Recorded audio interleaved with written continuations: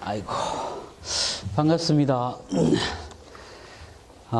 사실 좀 부끄러운데요. 제가 여러 곳에 이렇게 강의를 많이, 강의 경험이 작진 않지만 되게 사실, 여기만큼, 지금만큼 되게 긴장하고 떨었던 곳은 별로 없었던 것 같아요.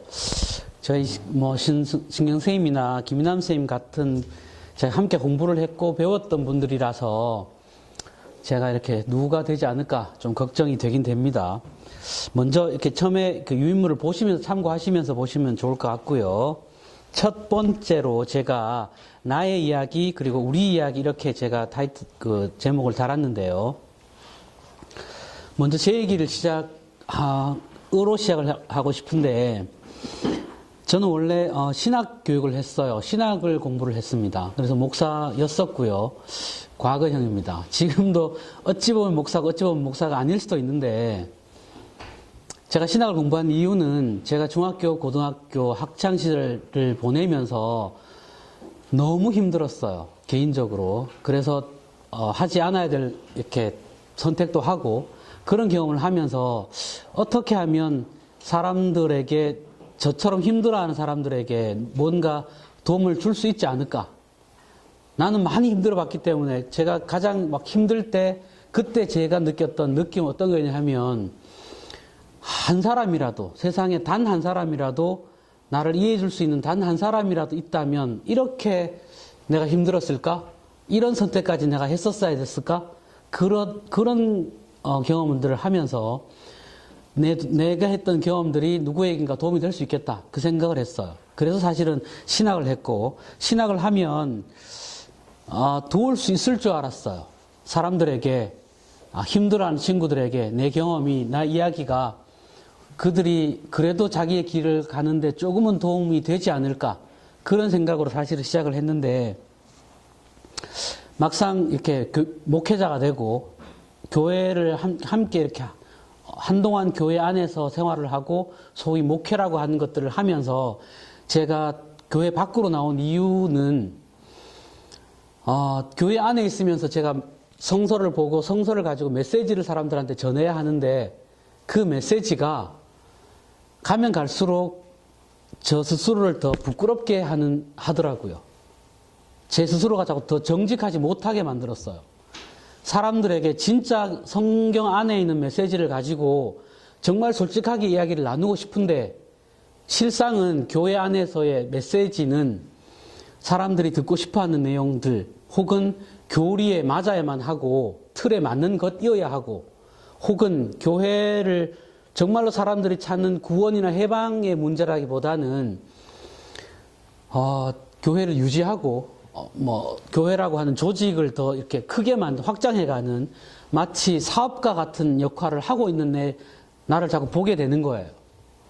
그런 모습이 하면 할수록 계속해서 저는 제 스스로한테 점점 더 정직해지지 못하고 메시지를 막 열심히 준비해서 막 메시지를 전하고 나오면 목사님 수고하셔서 막 오늘 은혜 많이 받았습니다 막 이러는데 그러면 그럴수록 저는 막 더 부끄럽고 더 외로워지고 그랬어요. 이거는 아닌 것 같더라고요.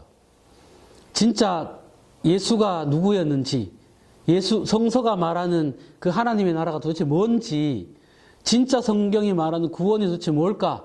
이런 거를 조금, 진짜 솔직하고 자유롭게 함께 나누고 싶은데, 그런 얘기를 하면, 저 목사는 이단 아니야? 이상한 사람 아니야? 라는 식의, 그리고 그런 거를 하면 교회에서 쫓겨나야 되는 거니까, 진짜 예를 들자면 마리아가 어떻게 처녀가 아이를 낳을 수가 있지? 그런 얘기. 예수가 어떻게 물리를 걸을 수 있지? 솔직하게 얘기할 수 있을 텐데 어디보다 어쩌면 정직하고 솔직해야 하는 곳인데 어디보다 오히려 더 감추어져 있고 솔직하지 못한 공간이 되었었어요. 그래서 목회 활동을 하면서 점점 저다워지고 해방되는 것이 아니고 점점 더 오그라들고 점점 더 부끄러워지는 모습을 보면서 제가 이렇게 밖으로 나온 거죠. 오히려 밖에 나오니까 훨씬 더 좋더라고요. 솔직하게 그리고 정직하게 성서에 관한 얘기를 함께 나눌 수 있는 공간이 마련이 되더라고요. 사람들하고 진짜 구원이 뭔지, 진짜 해방이 뭔지, 성서가 말하는 구원이라고 하는 것이 진짜 죽고 난 다음에 마치 저승의 세계에서만 들어갈 수 있는 그런 곳인지, 제가 읽은 성서는 그렇지 않았어요. 제가 읽은 성경은 절대로 구원이 죽고 난 다음의 이야기가 아니더라고요. 그런데 그런 얘기들을 교회 안에서는 할 수가 없었어요. 그래서 바깥에 나와서 사람들과 함께 소위 말해서 좋은 책이라고 하는 책들 혹은 동양과 서양의 철학 서적들 그런 것들을 읽으면서 함께 이렇게 고민을 나누게 됐어요. 그런데 그런 모임을 하다 보니 그거를 한 지가 거의 10년 가까이 돼가는 것 같아요.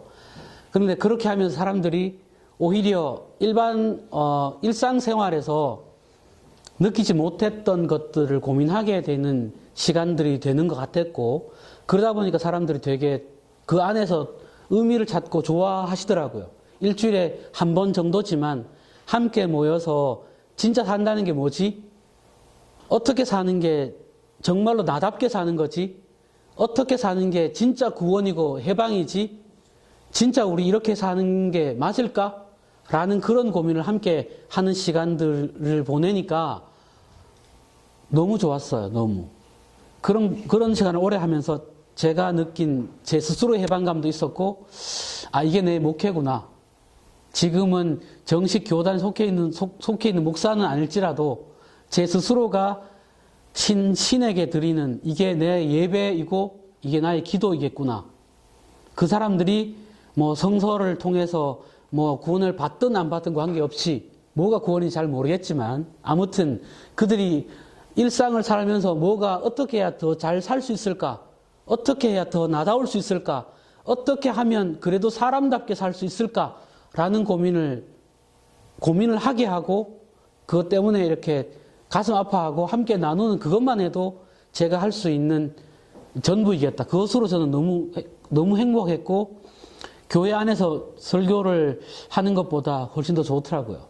그래서 이런 일들을 하게 됐는데 마침 스님께서 이렇게 기회를 주셔서 여러분과 함께 이렇게 이런 시간을 갖게 됐습니다. 너무 또 반갑고 또 감사하고 저는 이렇게 일방적인 강의보다는 여러분들이 자유롭게 참여를 하시면 좋겠고요. 그 6강에 쭉 이렇게 가면서 보시면 주제랑 거기에 주로 다루게 될 책들을 제가 이렇게 계속 소개를 해 드렸어요. 거기에 그 일주일 정도 한 권씩이니까 물론 뭐 다 읽지 못하시더라도 조금씩 읽어오시면 훨씬 더 논의가 풍부해지고 여러분 스스로에게도 도움이 될 거란 생각이 들어요. 단지 그냥 강의를 듣는 게 저도 대구에서 이렇게 많은 책 모임을 여전히 지금도 하고 있고 그 책 모임이 사람들이 되게 좋아하는 이유 중에 하나가 서로가 읽고 같이 나누니까 그게 자기 이야기가 되더라고요. 책 읽는데 무슨 정답은 없으니까요. 내가 나는 책을 이렇게 읽고 나는 이런 구절에서 이런 걸 느끼고 그런 걸 함께 나누니까 그게 자기의 글 읽기가 되고 자기의 세상 읽기가 되더라고요. 그래서 여러분들도 이렇게 부담 갖지 마시고 편안하게 이렇게 접근해 주셨으면 좋겠습니다. 오늘은요, 첫 강의를 여는 시간인데 제가 제목을 길을 잃다라고 하는 주제를 잡았어요. 오늘은 4월 16일이고요. 우리가 도저히 잊어서도 안 되는 세월호의 5주기 날이에요. 그 문제를 제가 이렇게 경험을 하면서 그런 생각을 했어요. 앞으로 교회는 세월호 이전과 이후로 나뉘겠구나. 세월호를 대하는 교회의 방식에 따라서 그 교회가 진짜인지 아닌지가 드러나겠구나. 정치도 마찬가지일 것 같아요. 세월호를 대하는 방식에 따라서 그 사람들이 정말로 국민들과 시민들을 위한 사람들인지 자기의 욕망을 추구하는 사람들이 인지가 극명하게 드러나겠구나 라는 생각이 들었어요. 그럴 것 같아요. 세월호는 어쩌면 성경 구절에 요한복음 1장 29절에 이런 말씀이 나오는데요. 보라, 세상 죄를 지고 가는 하나님의 어린 양이로다. 예수를 향해서 하는 말인데 세월호에서 이렇게 희생당한 그 아이들을 향한 말이라고 보아도 좋을 것 같아요. 세상죄를 지고 가는 어린 양이 아닐까. 그 친구들이 세상의 죄 때문에, 어른들의 죄 때문에 세상에서 정말로 정의나 바름이나 정말로 옳게 바르게 산다는 게 뭘까라는 고민이 아니고 어떻게 하면 더 많은 것을 가질까라고 하는 욕망의 도구가 된 그 세상의 죄, 어른들의 죄, 이 사회가 가지고 있는 죄 때문에 그 아이들이 희생당한 아이들이 아닌가라는 생각이 들었어요. 그런 것 같아요. 그래서 어쩌면 오늘 길을 잃다라고 하는 그 주제가 그거는 우리 개인의, 여러분과 저의 개인의 문제이기도 하고 동시에 이 세상과 사회의 문제이기도 한 것 같아요. 혹시 그런 적 없으세요? 문득 이렇게 잠에서 깨었는데 내가 이대로 살아도 될까? 혹은 잠을 이루지 못하는 밤이 있지 않나요? 뭔지는 모르지만 이렇게 살아도 되는지에 대한 그 고민 때문에 나는 지금도 괜찮은 걸까? 나 정말 잘 살고 있는 걸까? 라는 고민 때문에 뭔지 알 수 없는 우리 내면 안에 끌어오는 그 불안 때문에 그 고민의 깊이가 깊어지는 날이 있죠. 한숨이 깊어지고 괜시리 자기를 둘러보는데 막상 답은 보이지 않는 그럴 때가 있는 것 같아요. 우리 어쩌면 누구나 우리 인생에서 누구나 단 한 번은 그걸 저는 경험한다고 생각이 들어요. 한 번은 경험하실 거예요, 반드시. 그게 어떤 중요한 어떤 주변의 사람을 잃음이나 상실감 때문이나 혹은 주변의 어떤 사건 때문이나 반드시 그런 게 아니더라도 문득 우리에게 찾아올 때가 있을 거예요. 괜시리 마음이 허해서 막 친구들과 수다를 떨고 밤을 새워가면서 술을 마시고 막 신나게 막 어줍지 않은 농담을 하면서 웃으면서 지내보지만 그렇지만 그 시간이 지나고 돌아서 집으로 돌아오는 그 길이 얼마나 처량하고 무겁던지 왜 그렇게 그 내 삶의 무게가 짐이 무거운지 이게 단지 내가 갖고 있지 못하거나 가난의 문제이거나 이런 문제가 아닌데 뭔지 알 수 없는 그 깊은 절망이 우리를 사로잡을 때가 있죠. 반드시 있는 것 같아요. 사람에게 누구에게나. 그것이 저는 우리 개인 실존이 가지고 있는 길을 잃음의 경험인 것 같아요. 그것 때문에 우리는 어쩌면 사람이 되기도 하고요. 길을 완전히 잃어버리기도 하고요. 크게 말하면, 좀 더 크게 말하면 그게 우리 이런 세월호 사건이 일어난 것 자체가 이런 것이 일어날 수 있는 어떻게 이런 일이 일어날 수가 있지?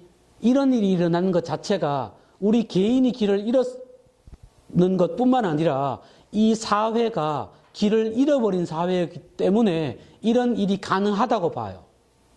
길을 잃어버리지 않은 건강하고 탄탄한 사회라면 절대로 일어나지 못하는 일이에요. 이런 일들은. 그렇지 않나요? 그럴 것 같아요. 자, 제가 질문을 너무 무겁게 시작해서 그죠? 질문을 한번 드려볼게요. 언제 그런 경험을 하세요? 내가 막 가슴이 막 가득 차 있고 막 너무 뿌듯해. 나 너무 잘 살았어. 오늘 너무 잘한 것 같아. 너무 막 자기 안에 쌓인 그 충만감으로 막 기쁠 때가 있지 않나요? 그럴 때가 언젠가요? 사랑할 때인가요? 막 연인과 사랑할 때만큼 기쁘고 충만감을 주는 때는 잘 없을 것 같기도 한데 혹은 아무튼 간에 뭔지 모르지만 아무튼 내가 내 모습이 너무 좋아서 막 기쁘고 막 세상이 다 감사해 보이고 아름답게 보이는 그런 때가 기억이 나시나요, 혹시? 아니면 아예 다른 나라 얘기인가요? 그건 더 심각한데요. 만약에 그런 경험 자체를 아예 못 하셨다. 혹은 그게 뭐야? 라는 의문이 드신다면 심각하게 고민해 보셔야 돼요. 심각하게 고민해 보셔야 돼요. 내가 길을 잃어버린 게 아닐까라는 고민을. 대체 대체 뭐가 어디서부터 잘못됐을까요? 도대체 뭐가 잘못돼서 거기에 루소 얘기를 제가 이렇게 달았죠. 길을 잃는 것은 무지 때문이 아니다. 안다고 생각하기 때문에 길을 잃는다.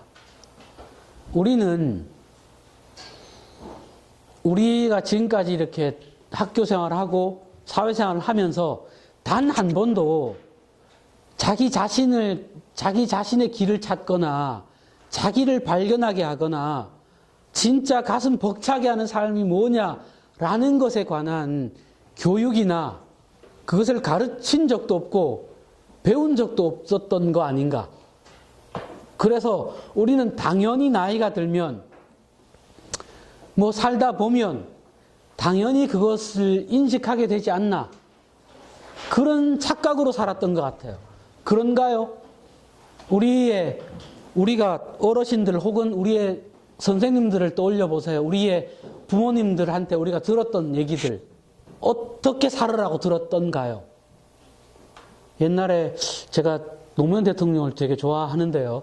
노무현 대통령이 연설 중에 그런 내용들이 나와요. 부모들이 자식들한테 하는 그 충고들이 야야 절대로 나서지 마라. 나서면 찍히면 안 된다. 뒤에 중간에 가 있어라. 흔히 그런 얘기들. 그죠? 특히 남성분들은 후배 녀석들이 군대 간다고 찾아오면 니 절대로 나서지 마라. 중간에 앞에 나가지 말고 뒤에도 가지 말고 중간에 서 있어라. 그런 얘기를 막 좋은 충고 있냐. 그러면서 막 아주 비법을 알려주는 것처럼 그렇게 알려주고 혹은 결혼하는 남녀가 찾아오면 한다는 소리가 미리 잡아야 된다. 뭐 이러면서 기죽기 전에 초반에 잡아야 안 그러면 평생 고생한다. 초반에 잡아라. 이런 얘기를 비법처럼 알려줘요. 그걸 참 들으면서 되게 마음이 저는 안타깝더라고요. 목회자가 막 20년, 30년을 목회를 하신 이제 노령의 이제 은퇴를 앞두신 목사님이 후배 아주 젊은 이제 목회를 시작하는 전도사님들 젊은 목사들을 불러놓고 하는 소리가 야야 어떻게 이렇게 해야 돼? 막 깊은 어떤 뭐 이렇게 해야 하나님과 혹은 영적으로 혹은 이렇게 해야 경건해진단다. 네의 어떤 영성이 깊어진단다가 아니고 뭐 회의할 때는 미리 어떻게 잘 미리 다 구슬려 놓고 뒤에 다 작전 다 짜놓고 이래야 된대. 야야 이런 거를 충고로 하고 있는 걸 보면서 저런 거를 충고라고 하고 있고 또 그거를 맞는데 비법 막 좋은 거 들었어 막 이런 식의를 막 좋은 거 들은 것처럼 마냥 부부 관계가 도대체 뭐길래 미리 선점을 잡아야 하고 싸워야 되는 것이고 대체 군대가 뭐길래 튀면 안 되고 절대로 숨어 있어야만 한 것이고 어디든 간에 나서면 안 되는 것이고 어떻게 뒤에서 야매 어떻게 쉽게 편안하게만 가는 그런 것만 알려주는 어른이나 그거를 또 좋은 거라고 듣고 또 딴 놈하고 또 친구 만나면 또 그 얘기 할 거야 뭐 지 녀석 그런 얘기를 하는 이런 사회가 뭔가 심각한 문제가 있는 거 아닌가요? 심각한 문제가 있는 것 같아요. 제 생각에는. 군대 가서 네 모든 걸 다 바쳐라 야야. 네가 할 수 있는 모든 걸 다 바치고 나와. 네가 국가를 위해서 할 수 있는 네 에너지와 네 마음과 뜻을 다해서 거기서 네 에너지를 다 바치고 와. 그러면 네가 거기서 뭔가 깊은 뜻을 느낄 거야. 부부관계라는 거는 네 마음에 네 인생에 네 열정을 다 그 상대에게 다 바치는 거야. 네 마음을 다해서 미치도록 사랑해라 야야. 이런 충고가 아니고 어떻게 하면 빨리 잡아가지고 부려먹을 이딴 얘기 무슨 이 노예관계도 아닌데 이게 왜 이런 충고를 하고 있냐고요. 왜 그런 충고를 듣고 있어야 하냐고요. 우리는. 그런데 그게 너무나 일상화된 세계가 됐어요. 지금. 심각하게 길을 잃은 겁니다. 이 사회는 뭐가 잘못돼서 지금 한참 잘못된 것 아닌가라는 생각이 듭니다. 자, 그래서 거기 다시 루소 얘기를 한번 해보면요. 어떤 지식을 받아들일 것인가를 선택하는 일은 그래서 중요하다. 모든 것을 아는 게 중요한 것이 아니라 유익한 것만 아는 것이 중요하다. 교육은 학식을 쌓는 것이 아니라 정신에 생명을 불어넣는 일이다. 역시 대가라 불만하죠. 그러니까 루소죠. 이러니까. 대체 우리는 학교에서 우리의 부모님들에게, 어른들에게 무엇을 배웠을까요? 그리고 우리는 또 그 다음 후배들에게, 우리의 아이들에게, 다음 세대들에게 무엇라고 가르치고 있고 무엇라고 말하고 있을까요? 교육은 우리의 배움과 알면 그저 많은 정보를 그냥 머릿속에 집어넣는 것인 것 같이 돼버렸어요. 지금의 교육은. 그런데 루소는 이렇게 말해요. 배움에 있어서 무엇보다 중요한 것은 정보가 아니고 내 영혼의 생명을 불어넣는 일이라고. 우리가 아이들에게, 그 다음 세대들에게 이런 식의 가르침을 줄 수만 있다면 그 다음에 수많은 지식은 저절로 되지 않을까요? 정보는 차고 넘치는데 정보 따위는 지금 인터넷이나 마음만 먹으면 어떤 교수보다, 어떤 지식인보다 훨씬 더 많은 것들을 순식간에 취할 수 있어요. 그 정보를 굳이 들으려고 선생 앞에 서야 하나요? 그런 정보가 중요한 것이 아니고 앞에 서 있는 선생이라면, 가르치는 자라면 그 아이의 영혼에 불꽃이 튀게 만들어야 되지 않을까요? 진짜 살아볼 만한 세상이라고 그들이, 그래서 그 당당함을 갖고 세상에 나갈 수 있게 만들어야 되지 않을까요? 그래, 그것이 교육이라고 지금 말을 하고 있는 거죠. 의미 있는 삶에 대해서 몸부림을 치게 만드는, 그 몸부림을 절대로 멈추지 않게 만드는 교육. 그러면 우리가 그런 것을 들어왔고 그런 걸로 한 걸음씩 나아갔다면 지금보단 조금 더 낫지 않을까요? 아까 처음에 제가 질문을 드렸듯이 오늘 참 잘했어. 오늘 또 가슴 벅찼어. 라는 그 가슴 벅참이, 내 가득함이 조금 더 많지 않았을까요? 그러면 우리의 삶이 훨씬 더 지금보다는 행복하지 않았을까요? 막 공허감으로 차 있기보다는.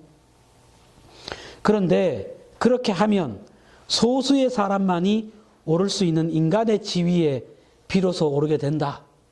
루소가 하는 말이에요. 소수의 사람만이 오를 수 있는 인간의 지위래요, 그게. 사람은 그냥 생긴 거 두 눈 그대로 가고 사지 멀쩡하다고 다 사람이 되는 것이 아니고 사람이라고 하는 지위가 있는데 그 지위에는 그저 숨 쉬고 살아간다고 올라갈 수 있는 지위가 아니라고 말하는 거죠, 지금. 그냥 그저 사라지는 것이 삶이 아니고 그저 살아가는 게 삶이 아니고 살아내야만 하는 것.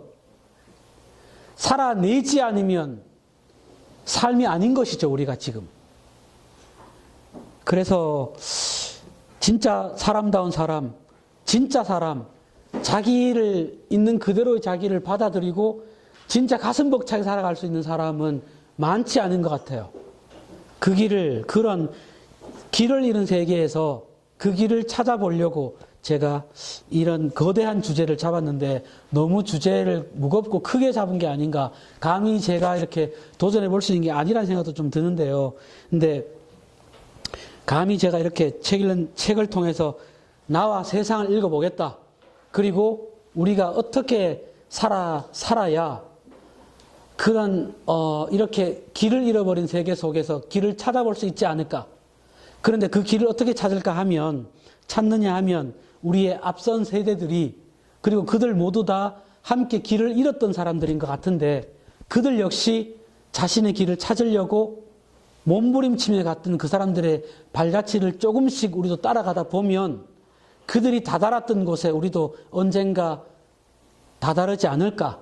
그런 힌트를 얻지 않을까.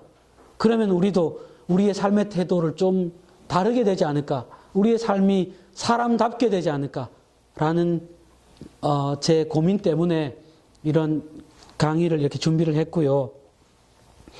아마 그 강의의 끝에 가면 결국은 그것이 어떻게 살 거냐, 어떻게 내 길을 찾을 거냐라는 주제로 아마 귀결이 될 것이고요.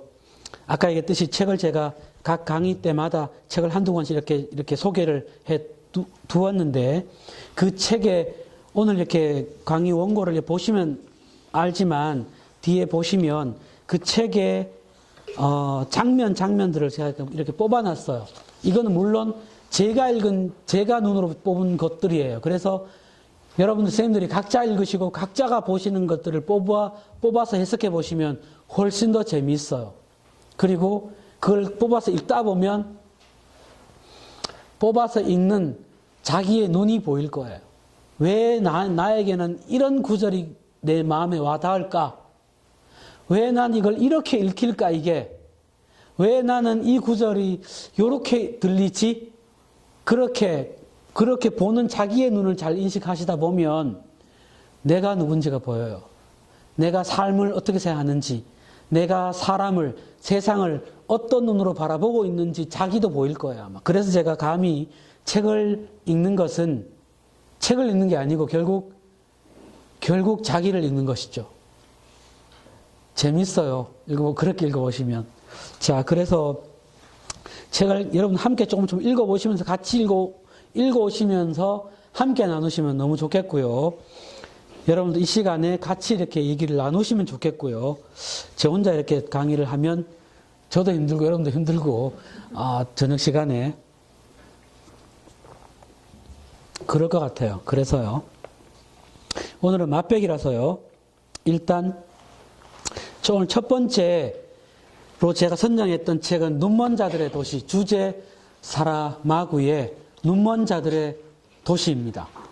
이 책 읽어보셨어요? 되게 유명한 책이라서 영화로도 나왔고요. 영화도 보시면 굉장히 재밌습니다.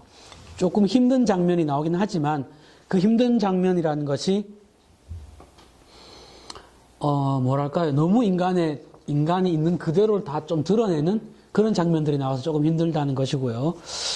여기에 보시면 주제 사람하고는 가난한 농부에 태어나서 정식 공부를 별로 하지 않은 사람이에요.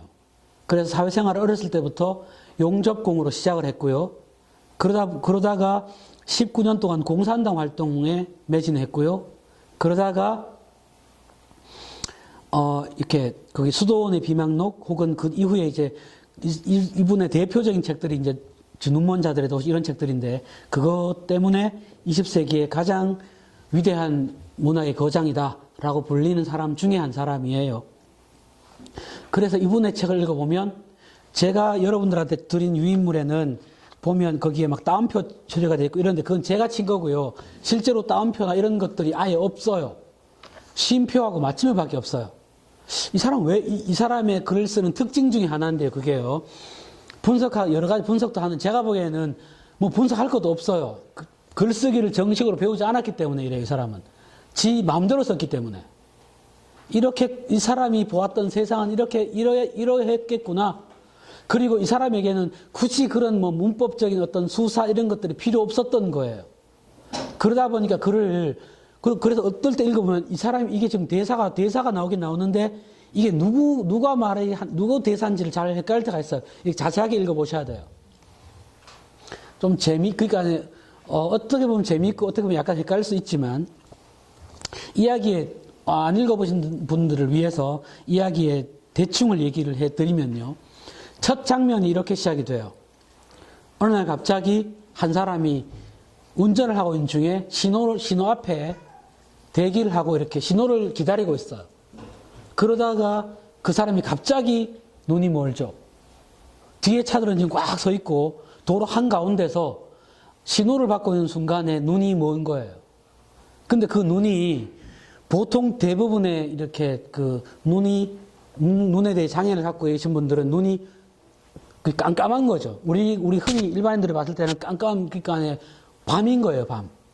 그런데 여기서 나타내는 주제 사람하고의 책에 보면 백색 공포예요. 이게 하얗게 보이는 거 전부 다. 마치 우리가 우유병 속에 푹 빠진 것처럼 온 세상이 눈을 떠서 멀쩡한데 다 하얗게 보이는 거죠. 아무것도 보이지 않고 흰색 공포. 왜 굳이 주제는 흰색으로 표현했을까, 그거를. 이것도 생각해 보시면 재미있는 아이디어가 될 것 같아요. 흔히 대부분 다 아마 안 보인다 하면 검은색으로 표현할 텐데 이 사람은 흰색이라고 표현을 했어요. 그것도 한번 생각해 보시고요. 갑자기 눈이 멀어서 당황해서 이제 뒤에 차들이 막 빵빵거리는데 못 움직이니까 뒤에 사람들이 막 운전자가 열받아서 막 나왔겠죠. 막 두들기고 나오니까 눈이 안 보인다고 얘기하니 이제 이 사람 운전자를 끌어내고 근처에 있던 사람이 차를 이렇게 옆에 대고 그랬는데 한 사람이 차 절도법인데요. 야, 잘 됐다. 이거 눈 멀었으니까 차 태워준다고 하면서 차를 홀 가져가면 되겠구나. 이런 잔머리를 굴리고서 이 사람을 이제 그 병원에다 이렇게 데려다 줘요. 그런데 병원에 와서 의사들이 검사를 하는데 아무런 증상이 없는 거죠. 어떤 증상도 나타나지 않아요. 그런데 그렇게 해서 시작됐는데 이 사람을 처음으로 시작을 해서 처음으로 만났던 그 도둑 그리고 의사 병원에 잠기 있었던 병원에 진료받으러 왔던 몇몇 사람들 이 사람들이 갑자기 전부 다 이렇게 눈이 멀기 시작하는 거예요.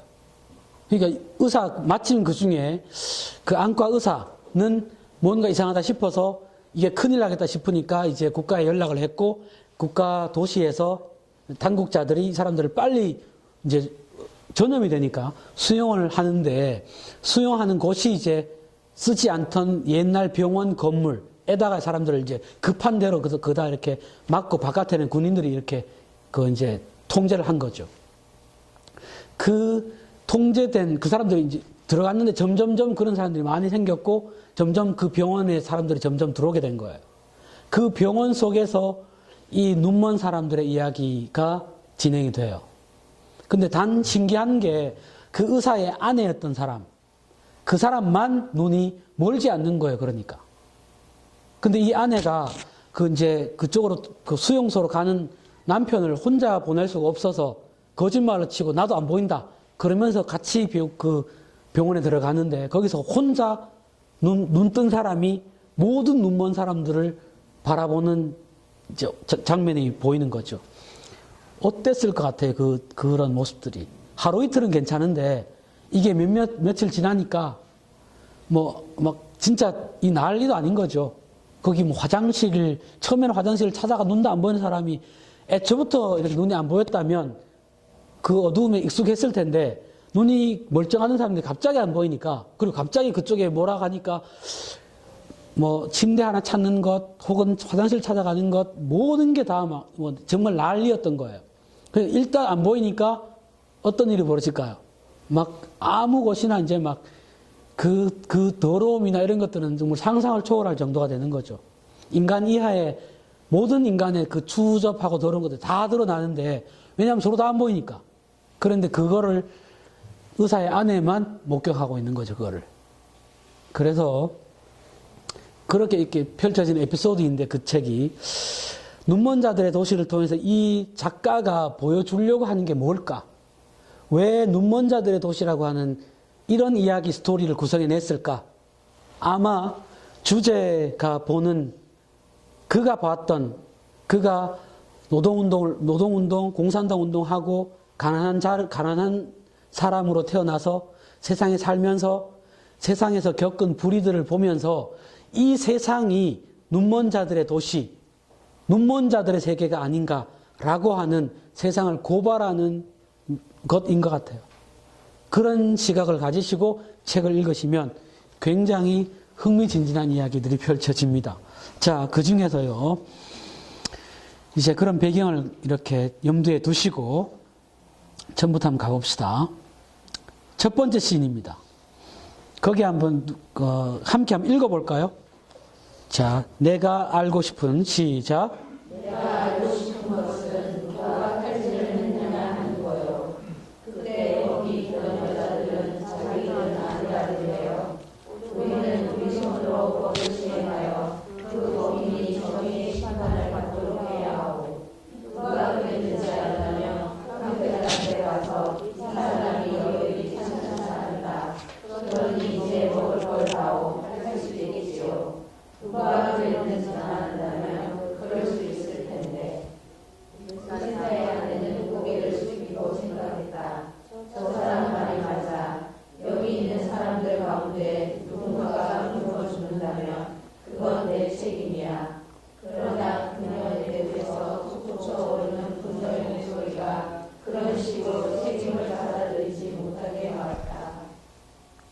이 장면을 살짝 이렇게 참고로 이해하시기 쉽도록 설명을 드리면 그 안에 어떤 사람이 한 명이 들어오냐 하면 원래부터 명인이었던 사람이 한 사람 들어와요.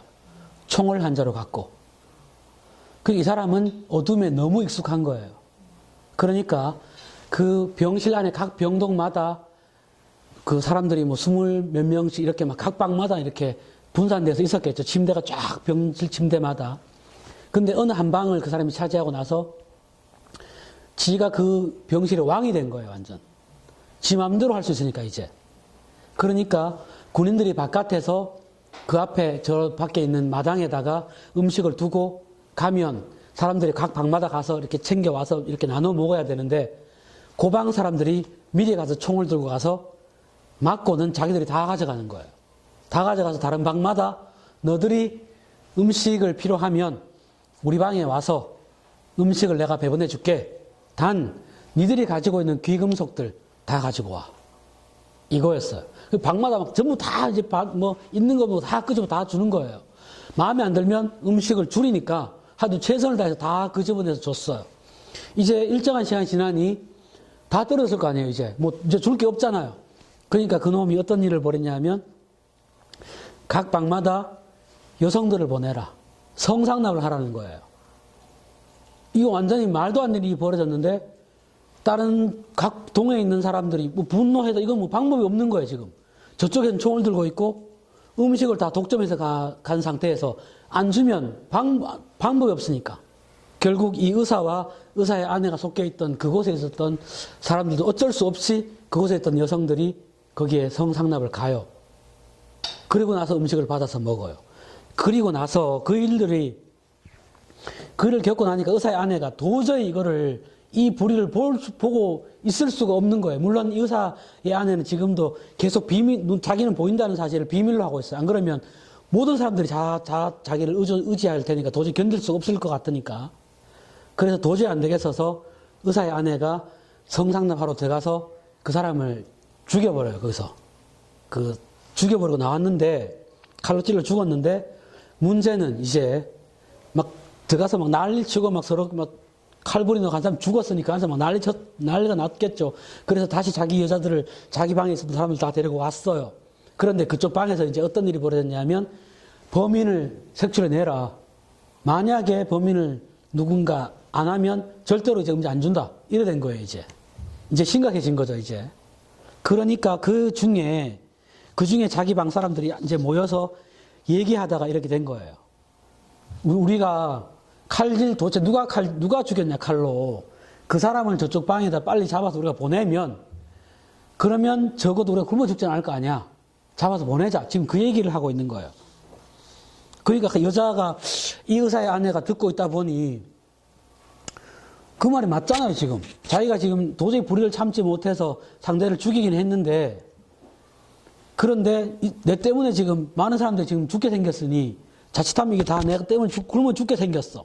그랬는데 자기 내부의 속구적으로는 분노의 목소리가 그런 식으로 책임을 받아들이지 못하게 막았다. 지금 그 장면이에요.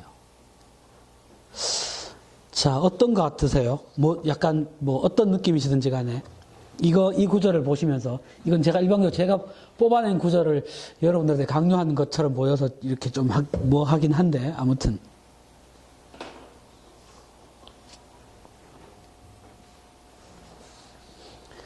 이 사람들의 논리가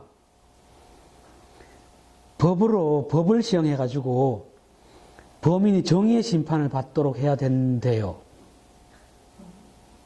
이게 말이 안 되잖아요. 상식적으로 도대체 받아들일 수 없는 일이잖아요.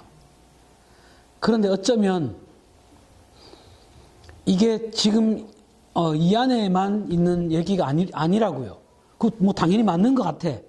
또 그래서 의사의 아내도 되게 막 찔려. 나 때문인 것 같아. 그런데 지금 우리의 세계 속에서도 여전히 일어나고 있는 일이라고요, 이게. 세월호만 해도 그렇죠. 분명히 잘못한 놈들은 많은데 그게 법이니 이게 뭐니 하면서 법으로 그게 맞대. 그러니까 법 맞네. 잘못하면 그게 맞는 것처럼 보여요. 법으로 우리를 강요해가는 법으로 불의를 강요하는 것이 마치 맞는 것처럼. 지금 이번에 뭐 김학의 사건 같은 것도 뭐 지금 대놓고 아니라고 그게 법을 알고 있으니까 법을 갖다가 싸우겠다는 말이잖아요. 지금 그게.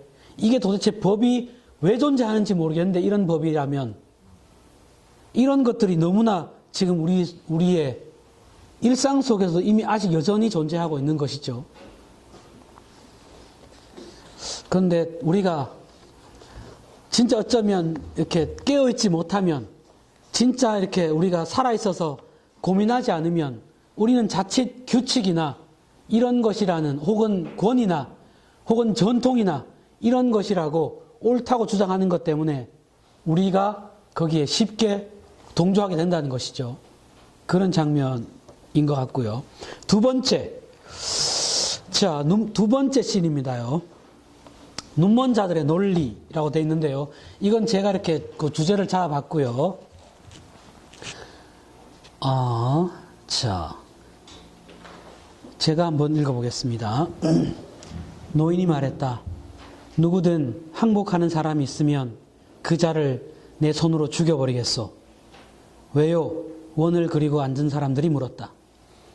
우리가 살아가야 하는 이 지옥에서 우리 스스로 지옥 가운데도 가장 지독한 지옥으로 만들어버린 이곳에서 수치심이라는 것이 지금도 어떤 의미를 가지고 있다면 그것은 오로지 하이에나의 굴로 찾아가 그를 죽일 용기를 가졌던 사람 덕분이기 때문이요.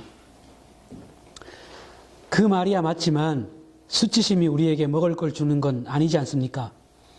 누가 한 말인지 몰라도 그 말은 맞소. 늘 수치심이 없어 배를 채울 수 있었던 자들이 있었소. 하지만 우리는 우리 분수에 맞지 않은 마지막 한 조각의 존엄성 외에는 아무것도 가진 것이 없소. 이제 우리에게도 마땅히 우리 것이어야 하는 것을 찾기 위해 싸울 능력 정도는 있다는 것을 보여줍시다. 무슨 말을 하려는 겁니까? 우리는 마치 비열한 기둥서방들처럼 여자들을 깡패 소굴로 들여보냈고 그 대가로 배를 채웠어. 이제 그곳으로 남자들을 들여보낼 때가 왔어. 여기 남자들이 있다면 말이요. 아주 간단한 거요. 가서 우리 손으로 먹을 걸 들고 나오자는 거요. 저 사람들은 무장을 했습니다.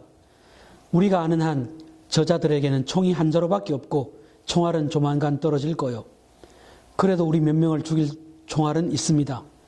어떤 사람들은 이보다 작은 일에도 목숨을 걸었소.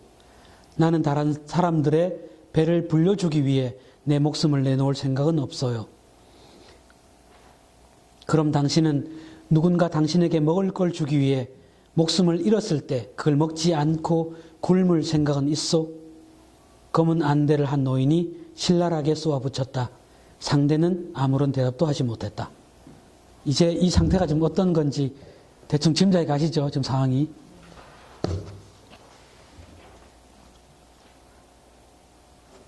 사람들이 모여서 대책회의를 하는데 거기 들어가려니 죽을 것 같고 이제 그쪽에서는 상대가 누군가가 눈이 보이는 사람이 있을지도 모른다는 거 자각을 했어요. 그쪽도. 그러니까 도망을 치고 누군가 사람을 죽이고 유일히 빠져나간 것이시죠. 그게 눈이 보이지 않는다면 도저히 이해할 수 없는 일이니까. 그러니까 그쪽에서도 지금 대책을 세우고 문 앞에 막 바리케이트까지 쳐놓고 이제 안에 총을 들고 이제 버티고 있는 상황인 거예요. 거기에서 이제 먹을 걸 뺏으려고 하면 정말 전쟁을 벌이든가 뭐 이런 걸 할 수밖에 없는 상황인데 자기들끼리 앉아서 이제 대책회의를 한다고 지금 이러고 있는 거죠. 논리가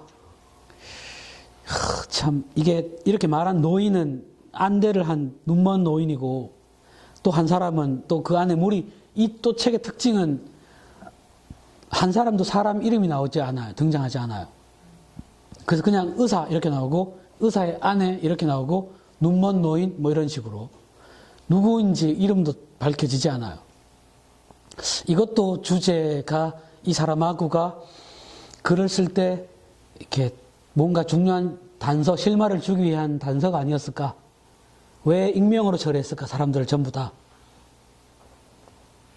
그런 것도 고민해 보시면 이렇게 뭔가 실마를 잡을 수 있을 것 같아요. 자, 이 이야기에서 혹시나 혹시나 어떤 느껴지신 것들이 있다면 혹시 얘기해 보실 분이 계신가요?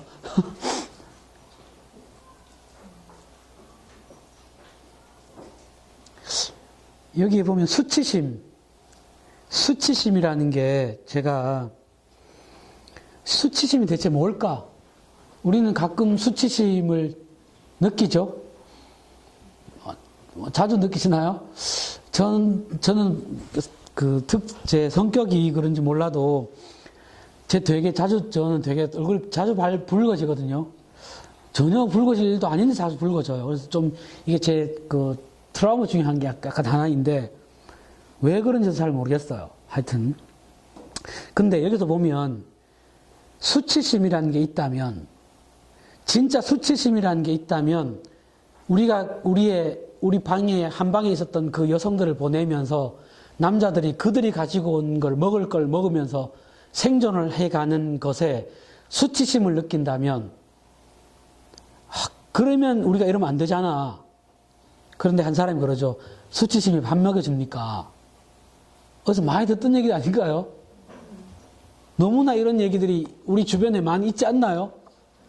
정의 따위나 진실 따위나 구원, 해방, 무슨 풀 뜯어먹는 그것이 언제 우리에게 뭘 갖다 준다고 그거 밥 먹여주지 않아. 조금만 비겁해지면 굉장히 행복할 수 있어 라는 식의 논리가 너무나 이 세상에 팽배해져 있는 것 같은데 그런데 그 노인이 얘기하죠. 수치심이 없어서 배를 채울 수 있었던 자들이 있었어. 우리는 너무 수치심이 없이 배부르게 잘 살고 있는 게 아닌가 이라는 생각도 좀 들고요. 그런데 우리 분수에 맞지 않은 마지막 한 조각의 존엄성. 근데 참 놀랍게도 우리에게는 이게 인간성인 것 같고요. 이게 인간의 존엄인 것 같아요. 이 인간의 존엄성은 어떤 것과도 바꿀 수 없는 인간의 정말로 독특하고 귀하고 아름다운 것이 우리에게 있어요. 그걸 종교적으로 말하면 영혼이라 불러도 좋고요. 혹은 어떤 정신이라 해도 좋고요. 신념이라도 좋은데 희한하게 그것이 있더라고요. 우리한테는. 그래서 우리는 수치심을 느껴요. 뭔가 나답지 않을 때 내게 아무리 큰 돈이 와도 나답지 않을 때 부끄러워요. 우리는 속에서. 말은 하지 못해도. 우리에게 도대체 그 수치심의 근원이 뭘까요? 도대체 왜 인간은 수치심을 느낄까요? 그래서 부끄러움을 알아야지 그러는데 부끄러움을 모르는 순간 인간은 아까 얘기했듯이 인간만이 오를 수 있는 그 고귀한 인간으로서의 위치에 오를 수 없는 것 같아요. 인간은 그 부끄러움에 마땅히 응답해 갈 때 내가 부끄럽기 때문에 차마 그것을 하지 못할 때 부끄럽기 때문에 해야 될 일이나 해야 될 말을 내가 내뱉을 때 그럴 때 우리는 인간의 지위에 다다르는 것 같아요. 인간의 존엄성을 지켜내는 것에 부끄러움이라고 하는 수치심이라고 하는 것은 굉장히 중요한 요인인 것 같아요. 우리가 그냥 일상으로 느끼는 거지만 우리가 그냥 아무렇지도 않게 그냥 길거리를 가다가 그냥 막 이렇게 담배 이렇게 길거리에 카페 같은 데 앉아서 이렇게 길거리를 자세히 이렇게 보시면 참 재밌어요. 이렇게 흡연하시는 분들 지나가다 이렇게 담을 피우다 다 피우고 이렇게 눈치를 봐요. 이렇게.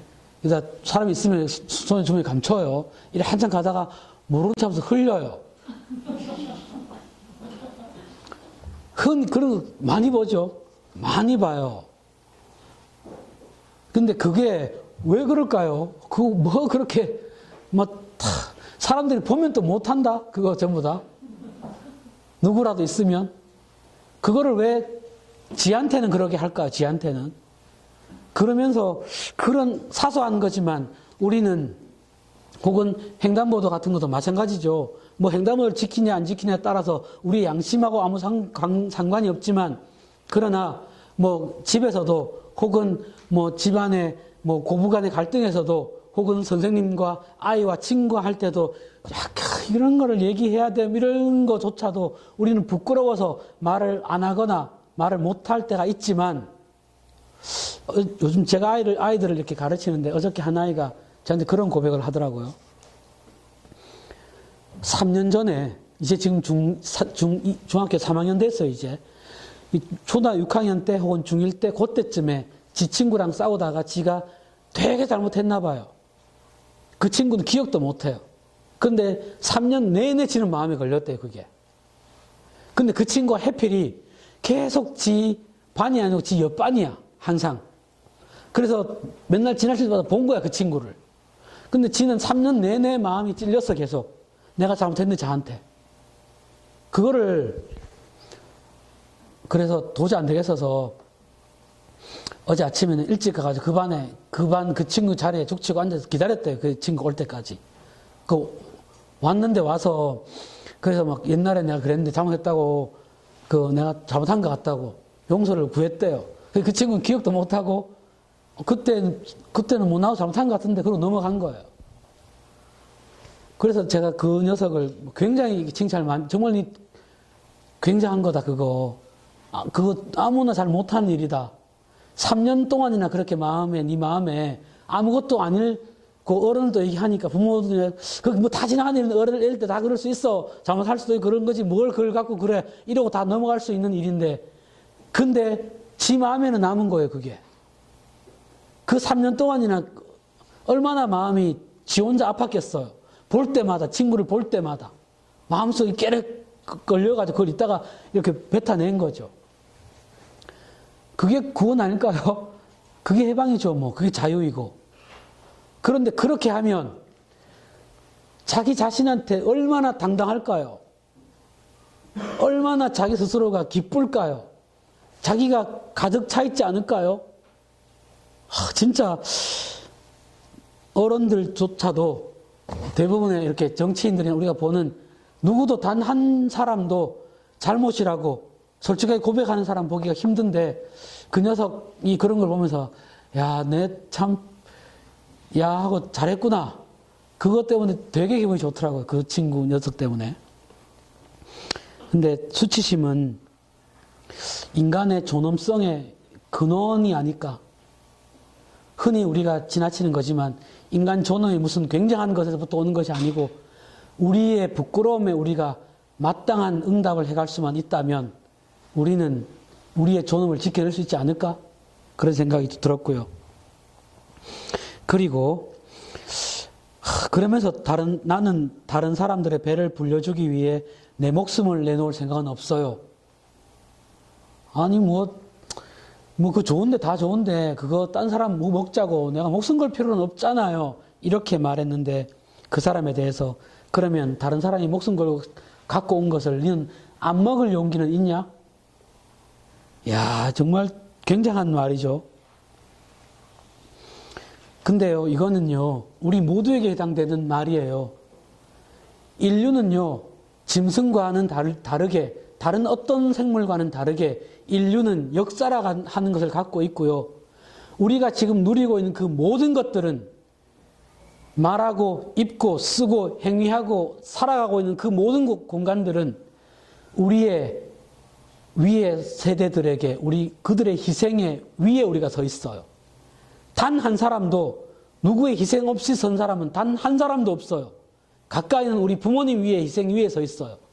그래서 우리가 사람이라면 마땅히 우리가 그 다음 세대를 위해서 우리가 희생하는 것도 그건 지당하고도 마땅한 일이에요. 나는 희생하지 않겠어 라고 하는 것은 그게 가능하지도 않을 뿐더러 그런 도덕놈이 없는 거예요. 우리가 지금 공원이나 이런 문화조차를 노리는 것조차도 저는 누군가 공원 같은 것도 그걸 누가 처음에 생각해냈을까요? 처음 사람이 도시 안에 숲을 가꾸겠다는 생각을 도대체 누가 했을까요? 아무도 못했을 거예요, 분명히. 근데 그 누군가는 이 삭막한 도시 집들 한가운데 그 가운데 우리가 자연을 느낄 수 있는 곳이 있었으면 좋겠어 라고 꿈꿨던 그 사람 때문에 지금 우리는 그런 걸 누리고 있는 거예요. 자동차 우리는 매일 타고 다니지만 그 단 누군가는 처음에 이것 걸어다니는 것보다 뭔가 타고 다니는 게 안 낫겠어? 라고 하는 아이디어를 내고 그거를 미친 듯이 평생을 바쳐서 고민했던 사람들이 있었기 때문에 우리는 그들의 그것을 맛보고 있고 그들의 희생 위에 우리는 지금의 삶이 존재하고 있어요. 그게 인간의 위대성이에요. 그게 인간이 마땅히 모든 인류가 걸어왔던 길이에요. 그래서 우리도 마땅히 우리 다음 세대에게 뭐 굉장한 걸 내놓지 못한다 하더라도 그들에게 우리가 기꺼이 바쳐야 될 희생을 바치는 것이 그게 사람이에요. 그거를 안 하겠다고 하는 건 아까 얘기했듯이 더 험한 말이 제가 원래 이걸 잘하는데요. 여러분 너무 진지하게 듣고 계셔서 제가 원래부터는 제가 조금 더 거룩해지려고 자, 저만 목사인데 뭐 이걸 저래다 이럴까봐 차마 제가 좀 익숙해지시면 제가 자, 세 번째.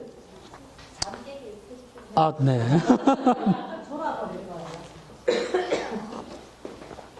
저는 좋은 게 용납이 안 됩니다. 저는 교회에서 설교하고 이럴 때도 졸면 쫓아냅니다. 아니면 쫓아내는 게 아니고 진짜 안 졸게 만들려고 미친 듯이 눈을 부라리면서 막 이렇게 막 합니다. 그렇지 않으면 제 스스로 제가 견딜 수가 없어서. 왜냐하면 제가 하여튼 저를 용서가 안 되더라고요, 그게. 제가 오늘 밤 잠 못 자게 하시려면 졸으셔도 됩니다. 자, 세 번째 장면은요. 산다는 것이라고 하는 큰 주제를 잡았고요. 세 번째 장면과 네 번째 장면을 동시에 한번 보겠습니다. 우린 이미 죽은 거예요. 다르게 말하자면 우리는 눈이 멀었기 때문에 죽은 거예요. 그게 그거지만요. 어쨌든 오늘은 내가 책임져야 해. 내가 눈이 멀면 내일은 책임지지 못하겠지만 책임이라니 무슨 뜻이죠? 다른 사람들은 시력을 잃었는데 나는 내 시력을 잃지 않았다는 데서 오는 책임감. 네 번째 장면요. 지금 정말로 우리를 죽이고 있는 것은 실명이라는 거죠. 우리는 불멸의 존재가 아니에요. 우리는 죽음을 피할 수 없어요. 하지만 우리는 적어도 눈은 멀지 말아야 해요. 의사의 아내가 말했다. 우린 이미 죽은 거예요. 이렇게 말한 사람은 거기에서 같은 방에 있었던 흑인 여성인데요. 몸을 파는 여성이에요, 원래. 근데 이 여성이 호텔에 가서 몸을 팔고 나오는 길에 이렇게 눈이 먼 거예요, 지금. 거기 있었던 같이 그 자리에 있었던 그 남성도 역시 그렇게 됐고요. 근데 공교롭게도 그 두 사람이 같은 방에 또 만났어요. 둘은 서로 이제 생각하고 있는 거죠. 근데 그 사람이 그 흑인 여성이 되게 멋져요. 이런 표현을 써요. 눈이 멀었기 때문에 우린 죽은 거예요. 그게 그거지만요. 눈이 멀었다는 게 죽었대요. 눈이 멀었다는 게 죽었다는 표현이 뭘까요, 도대체? 아까 대략 짐작을 하시겠지만 우리가 내가 누구인지 혹은 삶이 뭔지라는 고민을 눈을 감고 있다면 죽은 것과 다르지 않지 않을까요? 눈 뜨고 있다고 다 살아있나요? 아까 얘기했듯이 인간의 지위는 그냥 숨 쉬고 있다고 사람이 아니라고요. 우리는 사람이 아닌 걸 너무 많이 보죠. TV에서 정치 하시는 분들 보면 사람일까 저게? 라는 생각이 많이 들어요, 진짜. 어떻게 사람이 저럴 수가 있지? 사람이 아닌 거예요, 제가 봤을 때. 제가 사람이 아니에요. 똑같은 인간의 모양을 하고 있다고 사람이 아니에요. 우리가 눈을 감는 순간 내 삶의 의미가 뭐지? 나는 잘 살고 있어. 라고 하는 그 의미의 물음에 눈을 감는 순간 우리는 죽은 거예요. 죽은 거예요, 여러분. 그런데 의사의 아내가 이렇게 말해요. 오늘은 내가 책임져야 돼. 눈이 멀면 내일은 책임 못 지는데 오늘은 내가 보이니까 내가 책임져야 돼.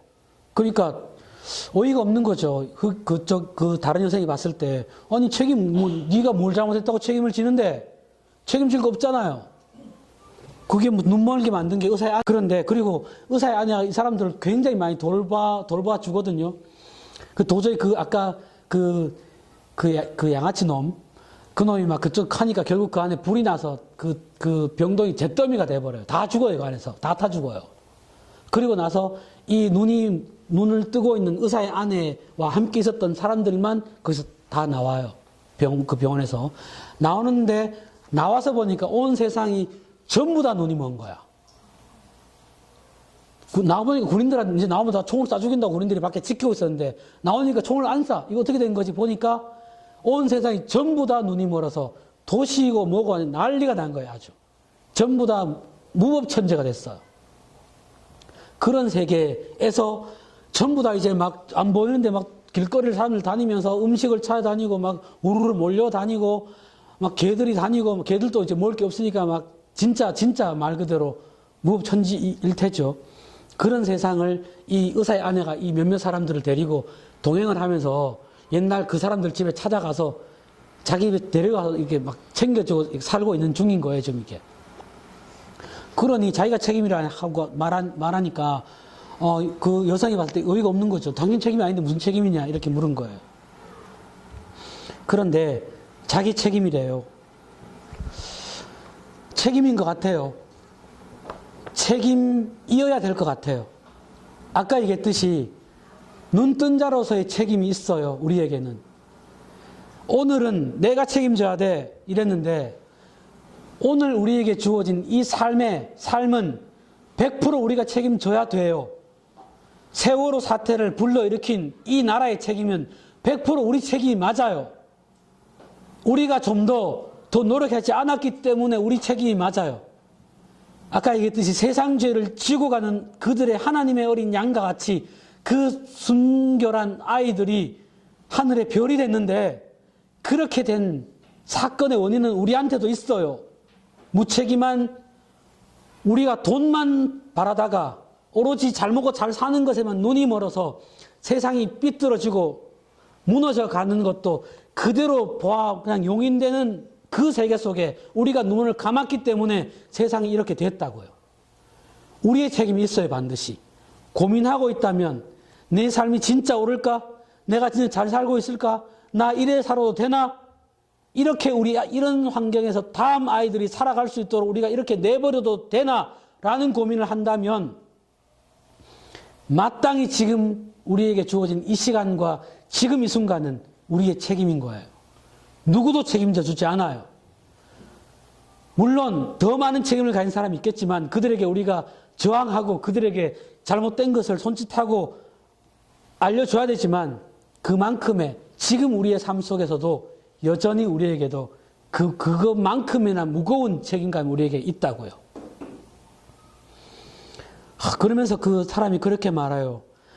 우리는 불멸의 존재가 아니라서 누구나 죽을 수밖에 없지만 적어도 눈은 멀지 말아야 한다고. 이거인 것 같아요. 적어도 우리가 살아가면서 눈은 멀지 말아야지.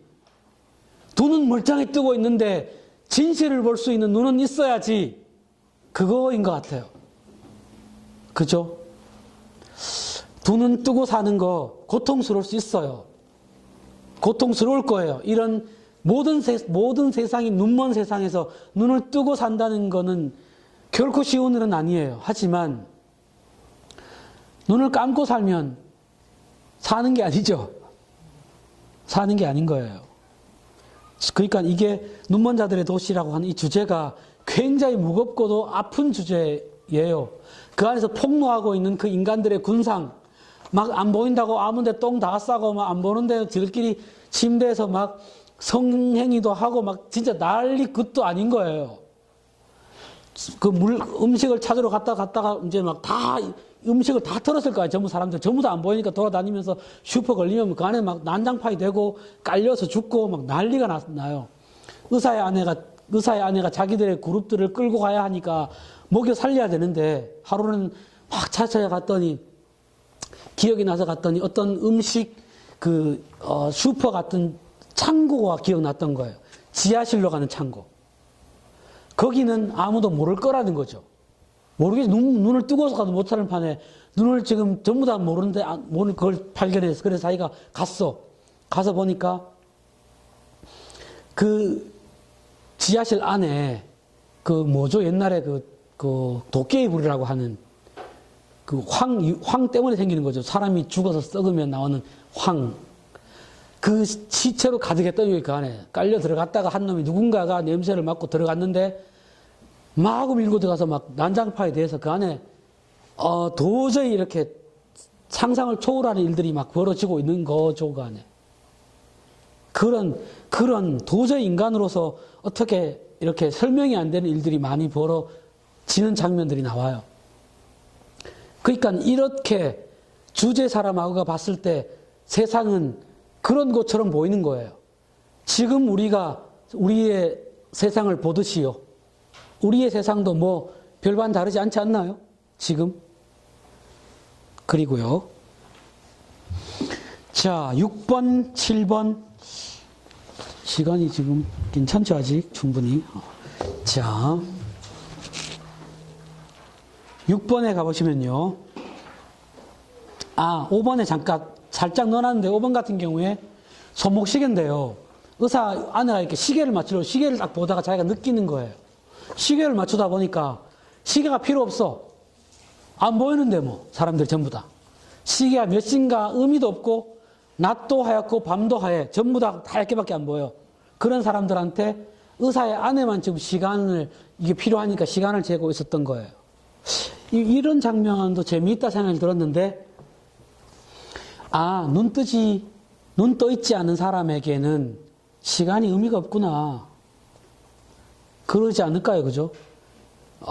예를 들자면 강아지나 우리 짐승들 혹은 동물들에게 시계가 필요 있을까요? 시계가 필요치 않아요, 전혀. 시계는 시간의 흐름이라고 하는 것은 지 삶을 사는 사람한테만 이게 삶이기 때문에 시계가 필요한 거예요. 지 삶을 안 사고 그냥 살아내는데 물에 떠내려가는데 뭐 지 빨리 떠내려가는 늦게 떠내려가는 그게 무슨 의미가 있어요? 아무런 의미가 없어요. 자기 삶을 살 때 그게 막 가치 있고 소중하니까 이게 지금 시간이 이게 보이는 거지. 뭐 하루에 시계 몇 번이나 보시나요?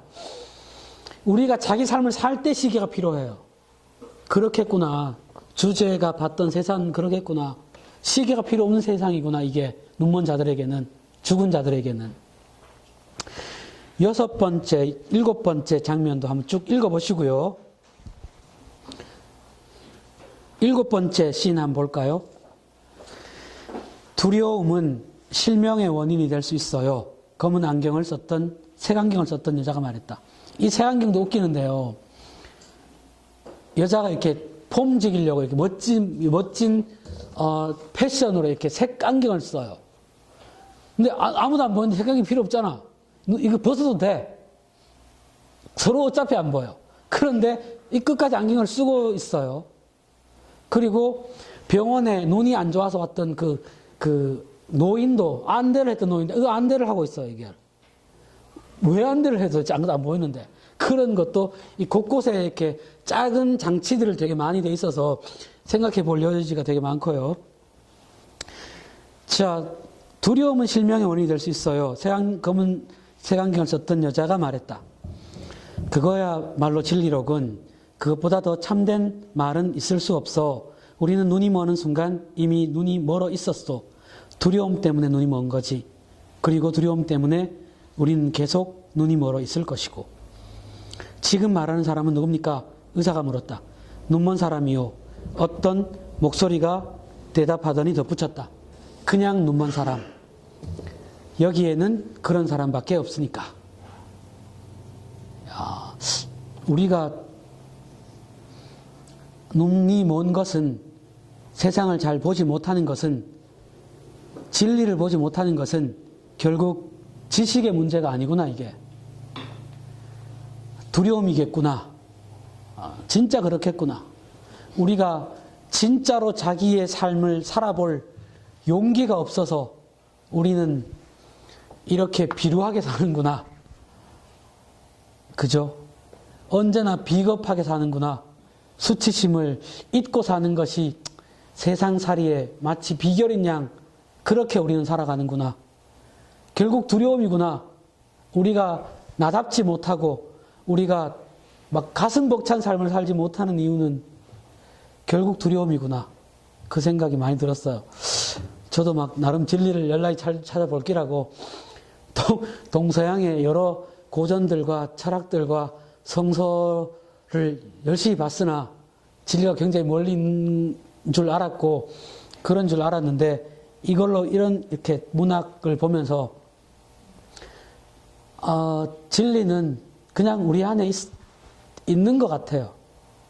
구원은 뭐 멀리 죽고 난 다음에 굳이 찾을 필요도 없고 지금 당장이라도 우리 가슴 속에 있는데 우리가 그것을 끄집어낼 수 있는 용기가 없는 거죠. 오늘이라도 당장 나처럼 나는 절대로 나한테 정직하겠어.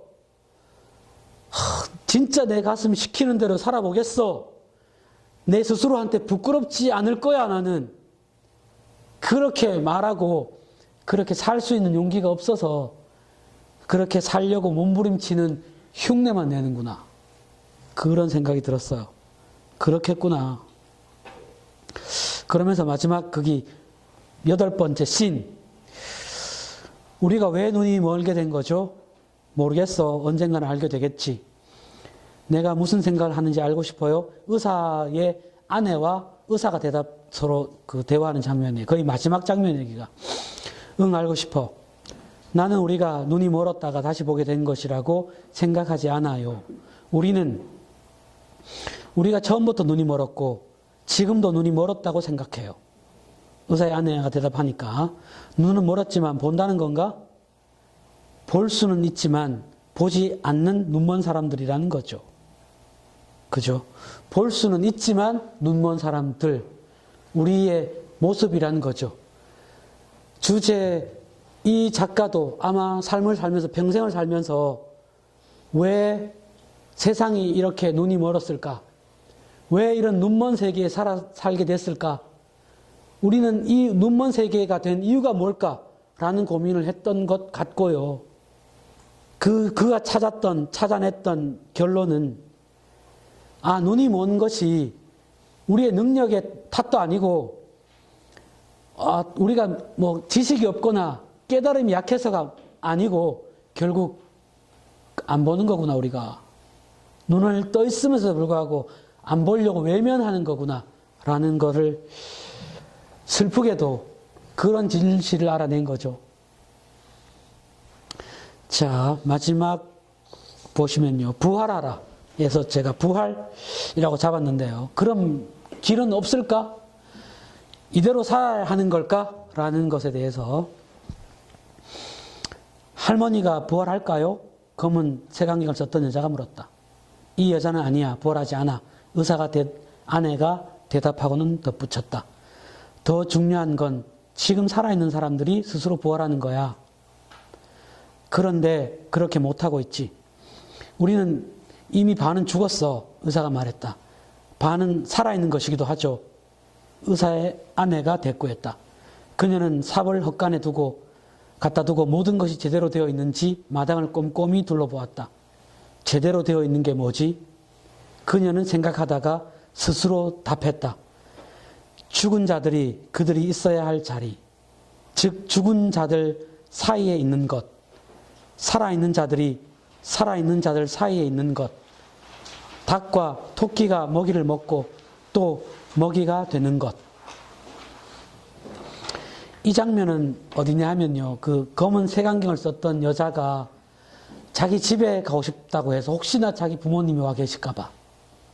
대부분의 경우에 사람들이 여기서 지금 사회생활을 하다가 갑자기 다 눈이 멀었기 때문에 자기 집도 찾아오지 못해요. 거의 다 아마 길거리에서 막 돌아다니거나 그러다가 거의 다 죽고 그랬을 거예요. 혹시나 그래도 자기 집에 올 수 있지 않을까 의사의 아내를 부탁을 해서 같이 의사의 아내가 이 사람들을 데리고 그 안경 쓴 여자의 집에 찾아가요. 안경 쓴 여자의 집이 2층이었는데요. 1층에 사는 노파가 나이가 되게 많은 노파가 살았는데 그 노파가 혼자 마침 살아 있었어요, 그때도. 근데 그 노파 우리나라에 있는 개인 주택처럼 그랬나 봐요. 저도 이게 그냥 상상으로 하는 것이라서. 뭐 저도 가보지 못했으니 그 마당에 뭐 풀도 키우고 토끼도 키우고 닭도 키우고 있었어요. 그걸 잡아먹고 할머니가 계속 산 거예요, 지금.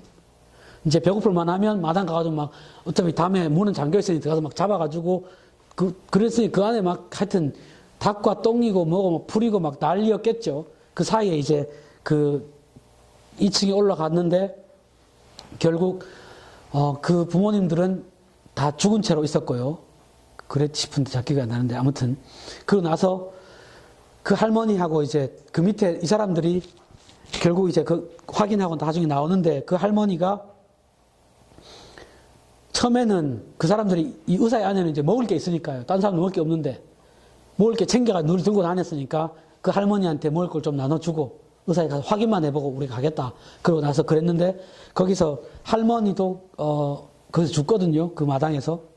그리고 나서 도저히 거기서 있었던 개가 할머니를 먹었나 뭐 하여튼 그래요. 그래서 도저히 그걸 두고 볼 수가 없어서 이렇게 삽으로 해서 이렇게 땅에 묻어주고 이제 삽을 정리를 하고 나오는 길인 거예요. 그러면서 의사의 아내는 다른 사람들한테 이 할머니가 얼마나 비참하게 죽었는지도 말을 못 하는 거예요, 지금. 그런 상황인데, 그래서 그 여자가 할머니가 혹시 살아날까요? 부활할까요? 이렇게 물은 거고, 부활하지 않는다고 얘기했고, 그러니까 뭐, 이제 우린 거의 다 죽었는데 뭐 이러니까 의사가 얘기하니까 의사의 아내가 아직 반은 살아있다는 말이기도 하다, 동시에.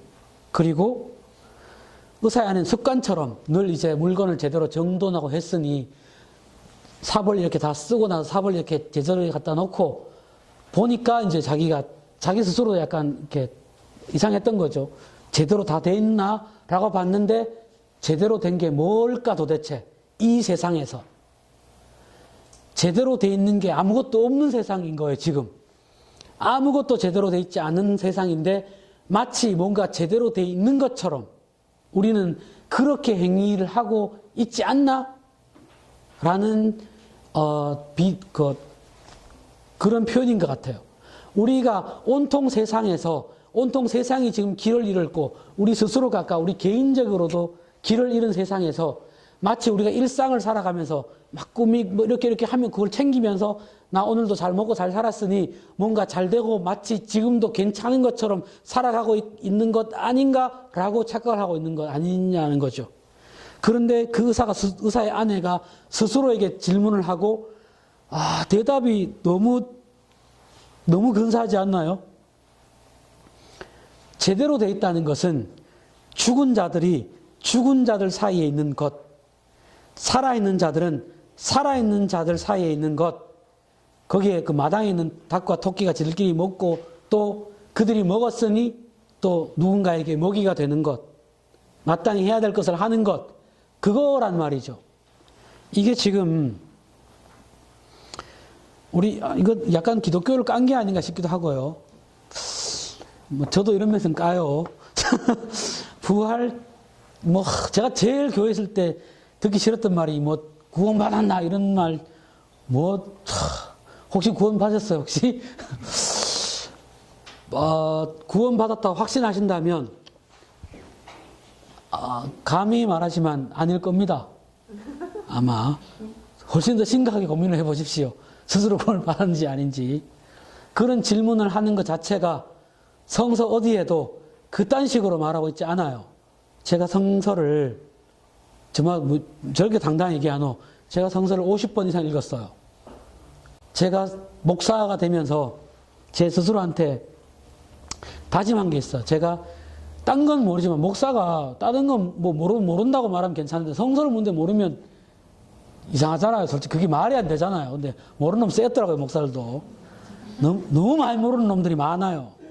근데 치열하게 읽었어요. 열심히. 100번 읽어야지 이랬는데 제가 목사를 때려치는 바람에 50번에서 멈췄어요. 자, 그렇기는 한데 제가 성서 어디에 읽어봐도 그런 식으로 가르치는 곳은 없어요. 무슨 그런 구원이 세상에 어디 있어요? 그런 구원은 없습니다. 그런데 부활할까? 안 할까? 이딴 데 대도 안 돼 신경 쓰지 말고 죽은 이후에 구원을 받나 안 받나가 중요한 게 아니고 지금 부활하는 게 중요하다고요. 지금 구원받는 게 중요하다고요. 지금 여기서 내가 구원을 못 받았는데 죽으면 구원받는다? 이게 가능할까요? 지금 내가 니한테 선생님 내가 니를 너무 내가 사랑하는데 지금은 내가 그런데 내가 나중에 잘해줄게. 다 구라잖아요. 다 속아보셨죠? 내가 너무 격하게 그거 하시는데 다 구라예요. 다 지금 하는 거잖아요. 지금 사랑을 못 느끼는 내가 나중에 사랑해줄게. 뭐 이런 말이 세상 어디 있어요. 지금 내가 못 해주는데 내가 돈 막 떼돈 벌면 내가 잘해줄게. 다 구라입니다. 100% 구라예요. 지금 잘해주는 놈이 장땡인 거예요. 지금 내가 이 땅에서 예수가 말했던 혹은 성서가 이야기하는 구원이나 그 하나님의 나라를 지금 경험하지 못하는데 죽으면 경험한다. 이런 논리가 세상 어떻게 가능해요? 가능하지가 않아요, 애초에. 지금 사랑하지 않아 나중에 사랑할 거라고요? 지금 겸손하지 않은데 이 새끼가 커지면 겸손해질 거야. 이런 게 그렇지 않아요. 지금 양아치는 영원히 양아치인 거예요. 양아치가 아니려면 지금 양아치를 고쳐야 돼요, 지금. 지금 이 자리에서. 지금 꿇어서 지금 고쳐야 뭘 이렇게 뭐 가능성이 있지. 뭐 나중에 하겠다 자체 불가능해요. 제대로 돼 있다는 게 뭐지? 제대로 돼 있다는 건요. 죽은 자들은 죽은 자의 자리에 가 있는 거예요. 교회에서 말하는 죽은 이후의 구원은 죽은 이후에 가서 얘기하라고 하세요. 지어도 죽어보고 말하고 하세요. 얘기를 하라고요. 지도 안 죽어 놔놓고 뭐. 지금 현재 있는 살아있는 자들의 얘기를 지금 여기서 하라고요. 지금 살아있는 자가 어떻게 해야 성서의 진리를 살아낼 수 있는지 지금 여기서 얘기하라고요. 그리고 목사 지는 지금 어떻게 느끼고 있는지 얘기하라고요. 네가 예수와 혹은 그 신과 경험을 어떻게 지금 살아내고 경험하고 있는지. 우리도 그런 거죠. 제대로 뭔가 세상이 제대로 돼 있다는 말은 그런 거 아니겠어요? 마땅히 존경받고 마땅히 귀하게 대접을 받아야 하는 가치와 사람들이 존경을 받고 대우를 받아야 하는 것이고 마땅히 부끄러워야 되고 마땅히 쪽팔려야 하는 것들이 쪽팔려져야 되는 일인데 쪽팔리는 것들도 모르는 것들이 오히려 앞에 나와져 있고 오히려 마땅히 귀하게 응을 받아야 되는 것들이 구석에 천대받는 것 이게 제대로 되지 않은 세상인 거죠. 그렇지 않나요? 그거인 것 같아요. 그래서 의사의 아내가 뭐 도인인 것 같아요. 이 사람은 완전 진짜 도인 맞는 거 눈 뜬 사람이니까요. 눈 뜬 사람은 이렇게 보여야 되고 볼 수 있을 것 같아요. 눈 떠 있는 사람은 내 삶을 내가 어디가 잘못되어 있는지를 볼 수 있을 것 같아요. 잘 모르겠는데 뭘 잘 몰라. 알걸요? 지가 안 몰라 그래서 그렇지. 그렇잖아요. 지가 막 세상에서 제일 예쁜 줄 치는 않잖아요. 자, 아무튼. 가장 자기를 모르는 게 자기지만 누구보다 자기 자신을 아는 게 또 자기 아닌가요? 그죠? 그렇다면 정말로 자기한테 불의와 증오와 미움이 패배해야 하고 정의와 사랑이 이겨야 하는 것이 마땅한 거예요. 불의가 이기고 정의가 지는 것이 세상이 일그러지고 깨진 거예요. 마땅히 사람으로 살아야 될 가치가 존중받아야 하고요. 추악한 욕망의 찌꺼기들이 꺼려져야 하고요. 사람들이 피해야 하는 것이 마땅한 것이에요. 그게 제대로 된 세상인 거예요. 그래야 되는데 그래서 우리가 아까도 얘기했듯이 우리가 사람이고 우리가 누군가의 희생 위에 서 있다면 우리가 이 조국을 위해서 수많은 사람들이 희생을 해서 지금 우리가 누리고 있는 자유 위에 있다면 우리의 부모들이 피땀을 흘려서 우리가 누리고 있는 삶을 우리도 지금 마땅히 누리고 있다면 우리도 마땅히 그 다음 세대가 우리보단 조금이라도 더 나은 세상을 살 수 있게 하기 위해서 희생해 가는 것이 마땅하다고요. 지금 좀 덜 불편하고 좀 덜 폼나더라도 그렇게 하는 것이. 그래서 마지막 장면 10 보면요.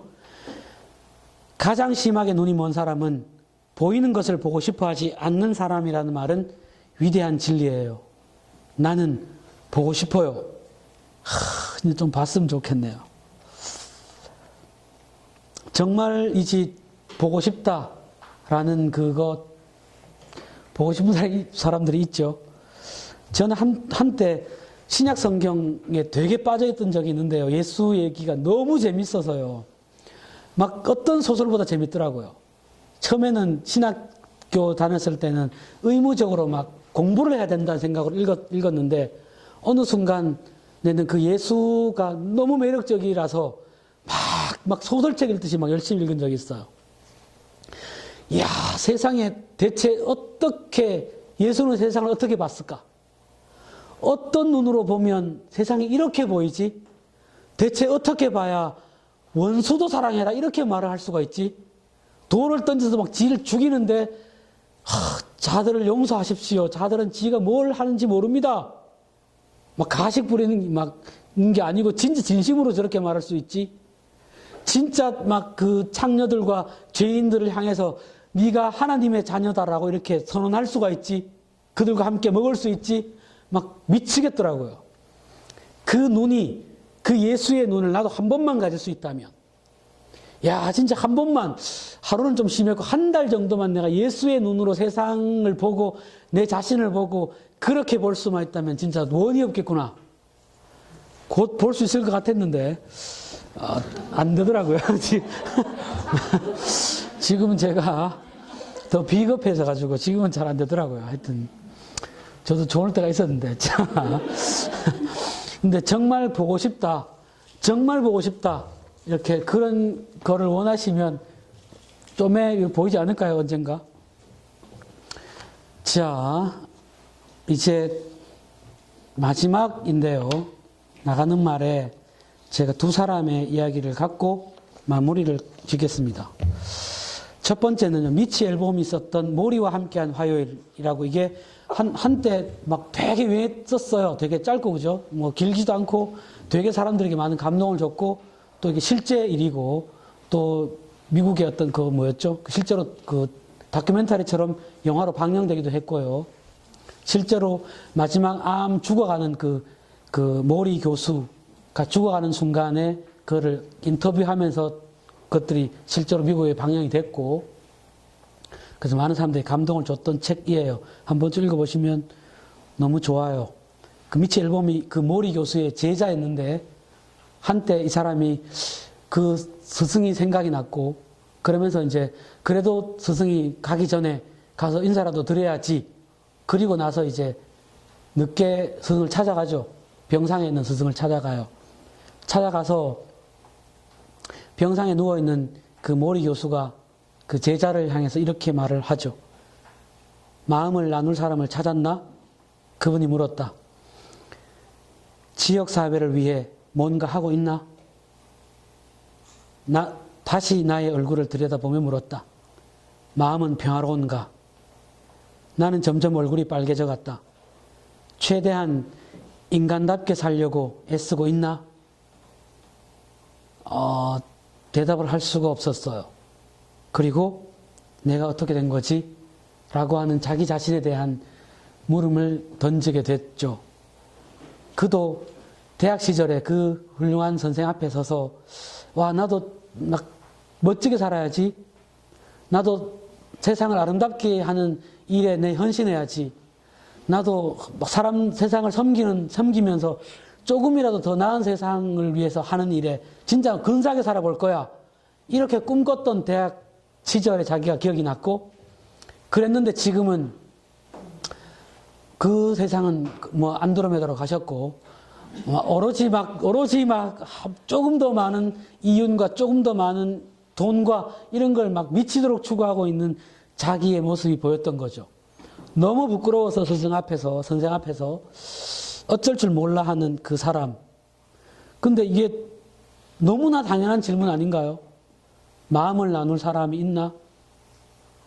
마음을 나눌 사람이 있으신가요?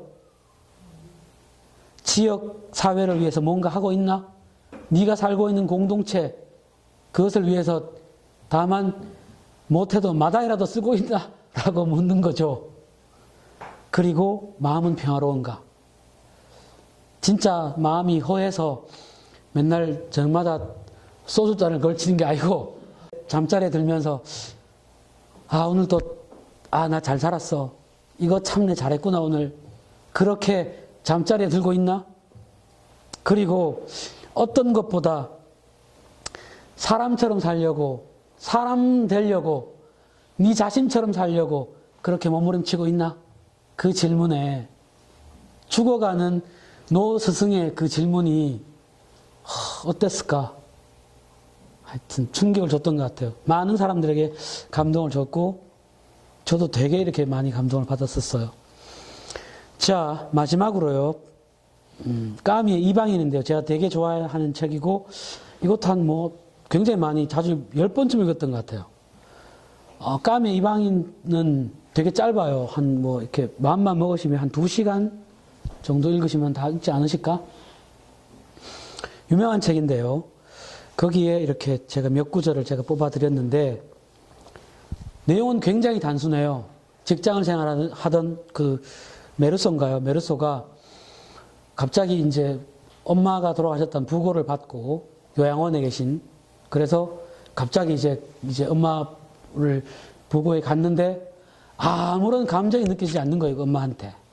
너무 어릴 때 헤어져서 그런 건지 잘 모르지만 엄마의 관 앞에 이렇게 밤새도록 그 관을 앞에 지키고 있었는데 그냥 별 감정도 없고 옆에 같이 있었던 요양원에 있었던 할아버지 할머니들이 담배 필래 담배도 한 대 피고 또 커피도 한 잔 마시고 그 다음날 아침에 이제 이렇게 입관해 가는 이제 모시고 그 장지까지 걸어가는 과정에서도 그 겁나게 덥고 너무 짜증나실 만큼 더워서 억지로 가서 거치고 그 장례를 치르고 돌아와서 그날 와서 자기 여자친구랑 영화 보고 수영장 갔다가 물놀이도 하고 그래 보냈어요. 그러다가 해변에서 한 사람을 총을 쏴 죽이죠. 왜 쏴 죽인지 저도 잘 모르겠어요. 하여튼 화가 났대요. 왜 화가 났는지도 잘 모르겠고 아무튼 친구랑 올리다가 해변에서 사람을 쏴 죽였고 그것 때문에 이제 재판을 받게 됐는데 그 재판이 야는 결국 부모님 엄마의 그 죽음 앞에서 울지 않았다는 것 때문에 생이양아치가 돼요. 이놈은 애초부터 인간이 글러먹은 놈이고 그러니까 이놈은 죽어도 마땅하다, 사형을 받아도 마땅하다, 이런 식으로 흘러가요, 재판이. 그런데 이 메르소는 지가 왜 그런지 잘 모르겠는 거예요. 왜 엄마의 죽음 앞에서 그렇게 감정이, 근데 우리는 꼭 엄마의 죽음 앞에서 그렇게 감정이 복받쳐야 되나요, 꼭? 꼭 그런 법은 없잖아. 사람의 감정은 이거 묘해서 10년 후에 그게 갑자기 확 올 수도 있고 어느 순간 문득 이게 아픔으로 올 수도 있고 어쩌면 너무 무덤덤하게 이렇게 지나갈 수도 있고 그런데 그게 자체가 죄는 아니잖아요. 아무튼 그런데 그 모든 것들이 이 사람을 이렇게 고소하는 쪽 입장에서는 너무 나쁜 놈인 거죠. 이게 아주 너무 나쁜 놈으로 몰고 갔고 결국 이제 마지막 사형을 당해요, 이 사람이. 그런데 그 감옥 안에서 내용이에요. 자기가 그때 나는 일요일이 또 하루 지나갔고 어머니의 장례식도 이제는 끝났고 내일은 다시 일을 시작해야 하겠고 그러니 결국 달라진 것은 아무것도 없다는 생각을 했다. 그리고 재판 중에 내 변호사는 한쪽 소매를 걷어붙이면서 단호한 어조로 말했다. 이것이 바로 이 재판의 모습입니다. 모든 것이 사실이라지만 사실인 것은 하나도 없습니다. 모든 것이 사실이란 말은 저쪽에서 고소하는 내용들이 실제로 여자친구랑 엄마 죽은 그 다음날 물놀이 간 것도 맞고 영화 본 것도 맞고 장례식에 안 온 것도 맞고 그거 다 사실인 거죠. 그런데 사실인 것은 하나도 없습니다. 묘한 표현이죠. 우리도 그렇지 않나요? 내가 이름이 뭐고 몇 살이고 얼마를 벌고 내가 어떤 학교를 나왔고 어떤 경력을 가졌고 다 사실이지만 그게 난가요? 그죠? 그걸로 내가 진짜 누구인지를 표현하기에는 사실이 아닌 거예요, 이게 지금. 도대체 사실이 뭐지? 이렇게 생겼다는 거? 까무잡잡하고 키 적고 목소리 겁나 크고 이런 목사 때려치우고 나와서 지워뜨라고 있는 이거? 이게 사실인데 이게 다 나는 아니잖아. 이래 말하면 난 되게 서운할 것 같은데요. 아무튼 그렇다고 또 그러면 니는 뭔데? 네 진리가 뭔데? 네 실제가 뭔데? 네가 표현한 니는 누군데? 라고 말하면 또 결코 또 막상 또 별로 할 말은 또 별로 없어요. 딱 지금 그런 거예요. 변호사는 자꾸 말을 하려니까 가만히 있어요. 그래야 일이 잘 됩니다. 하고 말하는 것이었다. 이를테면 사람들은 나를 빼놓은 채 사건을 다루고 있는 것 같았다. 나는 참여도 시키지 않고 나를 참여시키지도 않고 모든 것이 진행되었다. 나의 의견을 물어보지도 않은 채 나의 운명이 결정되는 것이었다. 때때로 나는 다른 모든 사람들의 이야기를 가로막고 이렇게 말하고 싶었다. 그렇지만 도대체 누가 피고입니까? 피고라는 것은 중요한 겁니다. 내게도 할 말이 있습니다. 그러나 생각을 해보면 할 이야기란 아무것도 없었다. 그런 거에 또 지가 뭐라고 해보고 싶은데 자기를 대변한다고 막 가만히 있으라고 네가 얘기하면 이거 지금 재판을 망치니까 변호사 시키는 대로 가만 좀 듣고 계세요 이러면서 막 하고 있는데 지가 말하고 싶어. 근데 막상 또 끄집어내서 나는 이런 사람이야 이렇게 말을 하려고 하니 딱히 내가 누군지 잘 모르겠어. 그런 거죠. 너는 죽은 사람처럼 살고 있으니 요거는 어떤 장면이냐 하면 이미 사형 결정이 났고요. 사형이 이제 판결을 받았는데 감옥 속에 있는데 그 감옥 속에서 야가 메르소가 뭔가 특별한 경험을 해요. 드디어 진짜 자기가 누구인지 삶이 무엇인지 어떻게 살아야겠는지를 사형 선고를 받아놓고 이제 죽음이 며칠 안 남았는데 그때서 비로소 야가 깨달아요. 근데 그때 신부가 자꾸 와서 야야 죽기 전에 야야 고백해야지 빨리 죄를 고백해 천국 가야지 죽기 전에라도 이런 식으로 계속 자꾸 하니까 야가 짜증이 나가지고 화가 나가지고 이 목사한테 신부한테 하는 말이에요. 이 말이 너는 죽은 사람처럼 살고 있으니 살아있다는 것에 대한 확신조차 너에게는 없지 않느냐.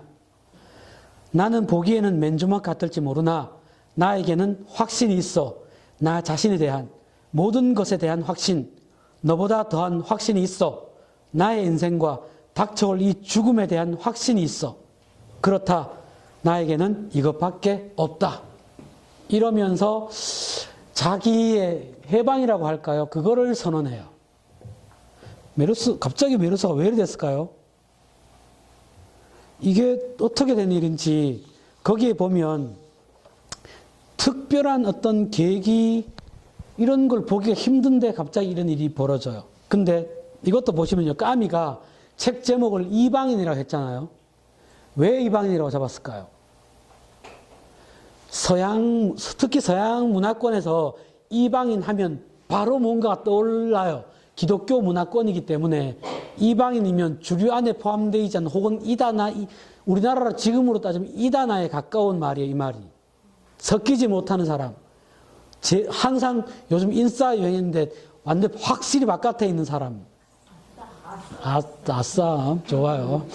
아싸래요. 하여튼 그런 사람인 것처럼 제목 자체를 그렇게 잡은 이유가 이 메르소를 통해서 사람들이 실제 자기 삶을 살지 않고 이방인으로 살아가는 거 아니야?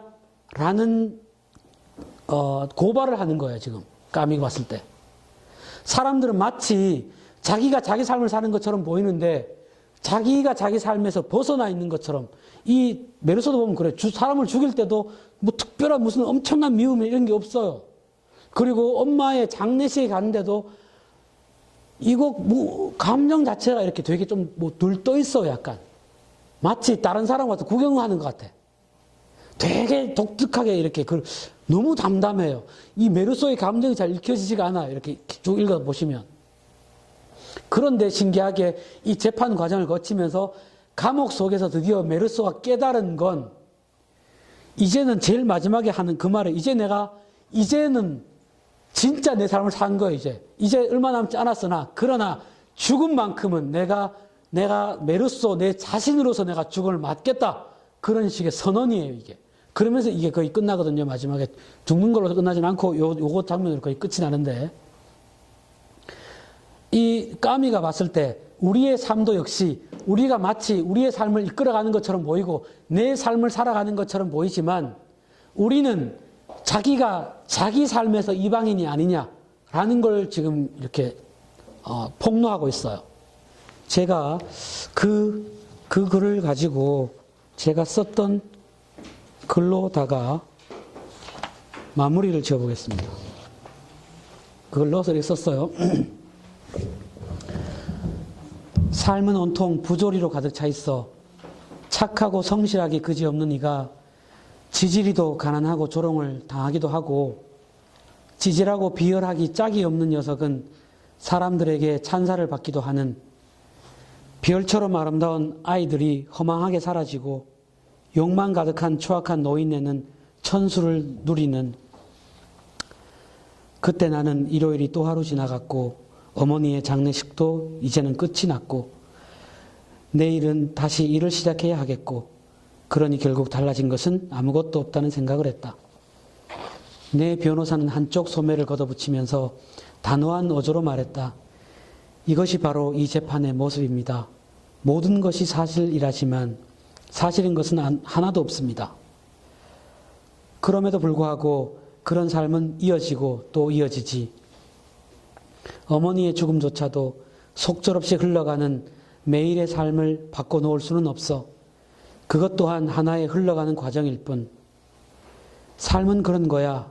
모든 것이 삶이지만 동시에 아무것도 삶이 아닌 그저 그렇고 그런 세상.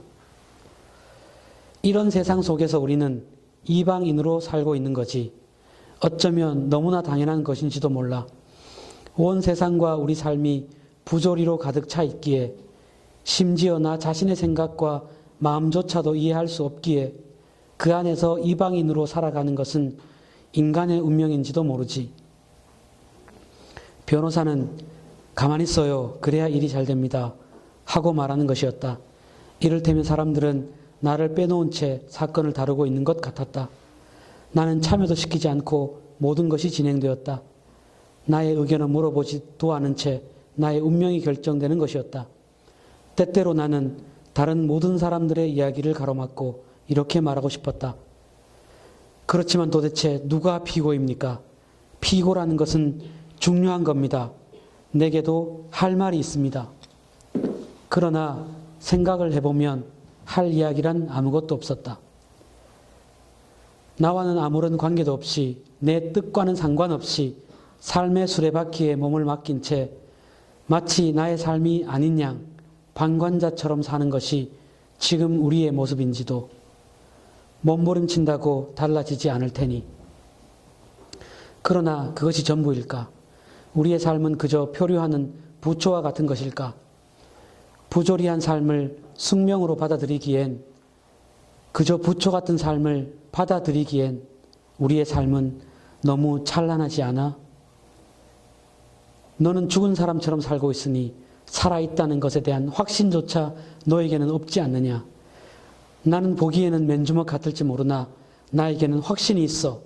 나 자신에 대한 모든 것에 대한 확신, 너보다 더한 확신이 있어. 나의 인생과 닥쳐올 이 죽음에 대한 확신이 있어. 그렇다. 나한테는 이것밖에 없다. 우리에게는 아무것도 없지만 그저 자신에 대해서, 삶에 대해서 믿음 그것밖에 없지만 결코 나의 삶을 외면하지 않겠다는 확신, 나의 삶에서 이방인이 되지 않겠다는 선언, 그것이면 되지 않을까. 제가 이거 이렇게 써서 제가 페이스북에 올렸던 글입니다. 제가 이렇게 책을 읽을 때마다 이런 거를 뽑아서 이렇게 페이스북에 매주마다 올리곤 했는데요. 오늘 주제가 길을 잃다입니다. 삶에서 누구나 삶은 낯선 것이고 누구에게나 누구도 두 번 살지 않으니 그 삶은 너무나 우리에게는 난관이고 낯선 것이고 힘든 것이어서 누구나 길을 잃습니다. 그래서 역사 속에서 수많은 사람들이 그 길을 찾기 위해서 노력해 왔고 저는 이 세상에 있는 학문이나 철학이나 과학조차도 그 길을 찾는 방법이라고 봅니다. 그래서 제가 이렇게 주제를 삼은 것도 이야기 고대인들, 인간의 처음 사람들, 그 사람들은 그 난관에 서서 어떻게 그 난관에 마주했을까? 그들이 삶이 뭐라고 느끼며 길을 찾으려고 몸부림쳤을까? 그들은 왜 신화와 그 이야기들을 가지고 삶에 마주섰어야 했을까? 그리고 그 다음 세대들, 철학, 그 신화의 세계를 넘어서 철학의 대응들은 어땠을까? 왜 사람들은 생각과 사고와 그것을 가지고 진짜 삶이 뭔지를 찾아내 보려고 했을까? 그리고 그 다음은 또 종교이죠. 종교도 분명히, 종교는 무슨 뜬구름 잡는 그 너머의 세계를 말하는 것이 아니고, 우리가 이 땅에서 어떻게 잘 살아낼 수 있을까? 삶의 그 난관에서 사람답게 살 수 있을까를 종교적 방식으로 삶의 난관에 대응한 방식인 거죠, 그것도. 그리고 문학과, 그리고 그렇게. 그런 길들을 추적해 보면서 우리도 흔들리고 있고, 여전히 앞으로도 흔들릴 것이고, 저는 살아있는 사람은 누구나 흔들린다고 생각을 합니다. 죽어 있기 때문에 방황하지 않고 흔들리지 않는 겁니다. 나는 혼란스럽지 않아. 난 너무 뿌듯한데? 잘 살고 있는데? 이러면 물론 좋겠으나, 그러나 진짜 삶이 뭔지를 고민하고 잘 산다는 것이 뭔지를 고민한다면 누구나 다 방황합니다. 누구나 다 길을 잃습니다. 그곳에서 저와 여러분들이 함께 그 길을 찾아서 같이 이렇게 고민을 하는 시간이 되었으면 좋겠습니다. 오늘 이것으로 마치겠습니다. 고맙습니다.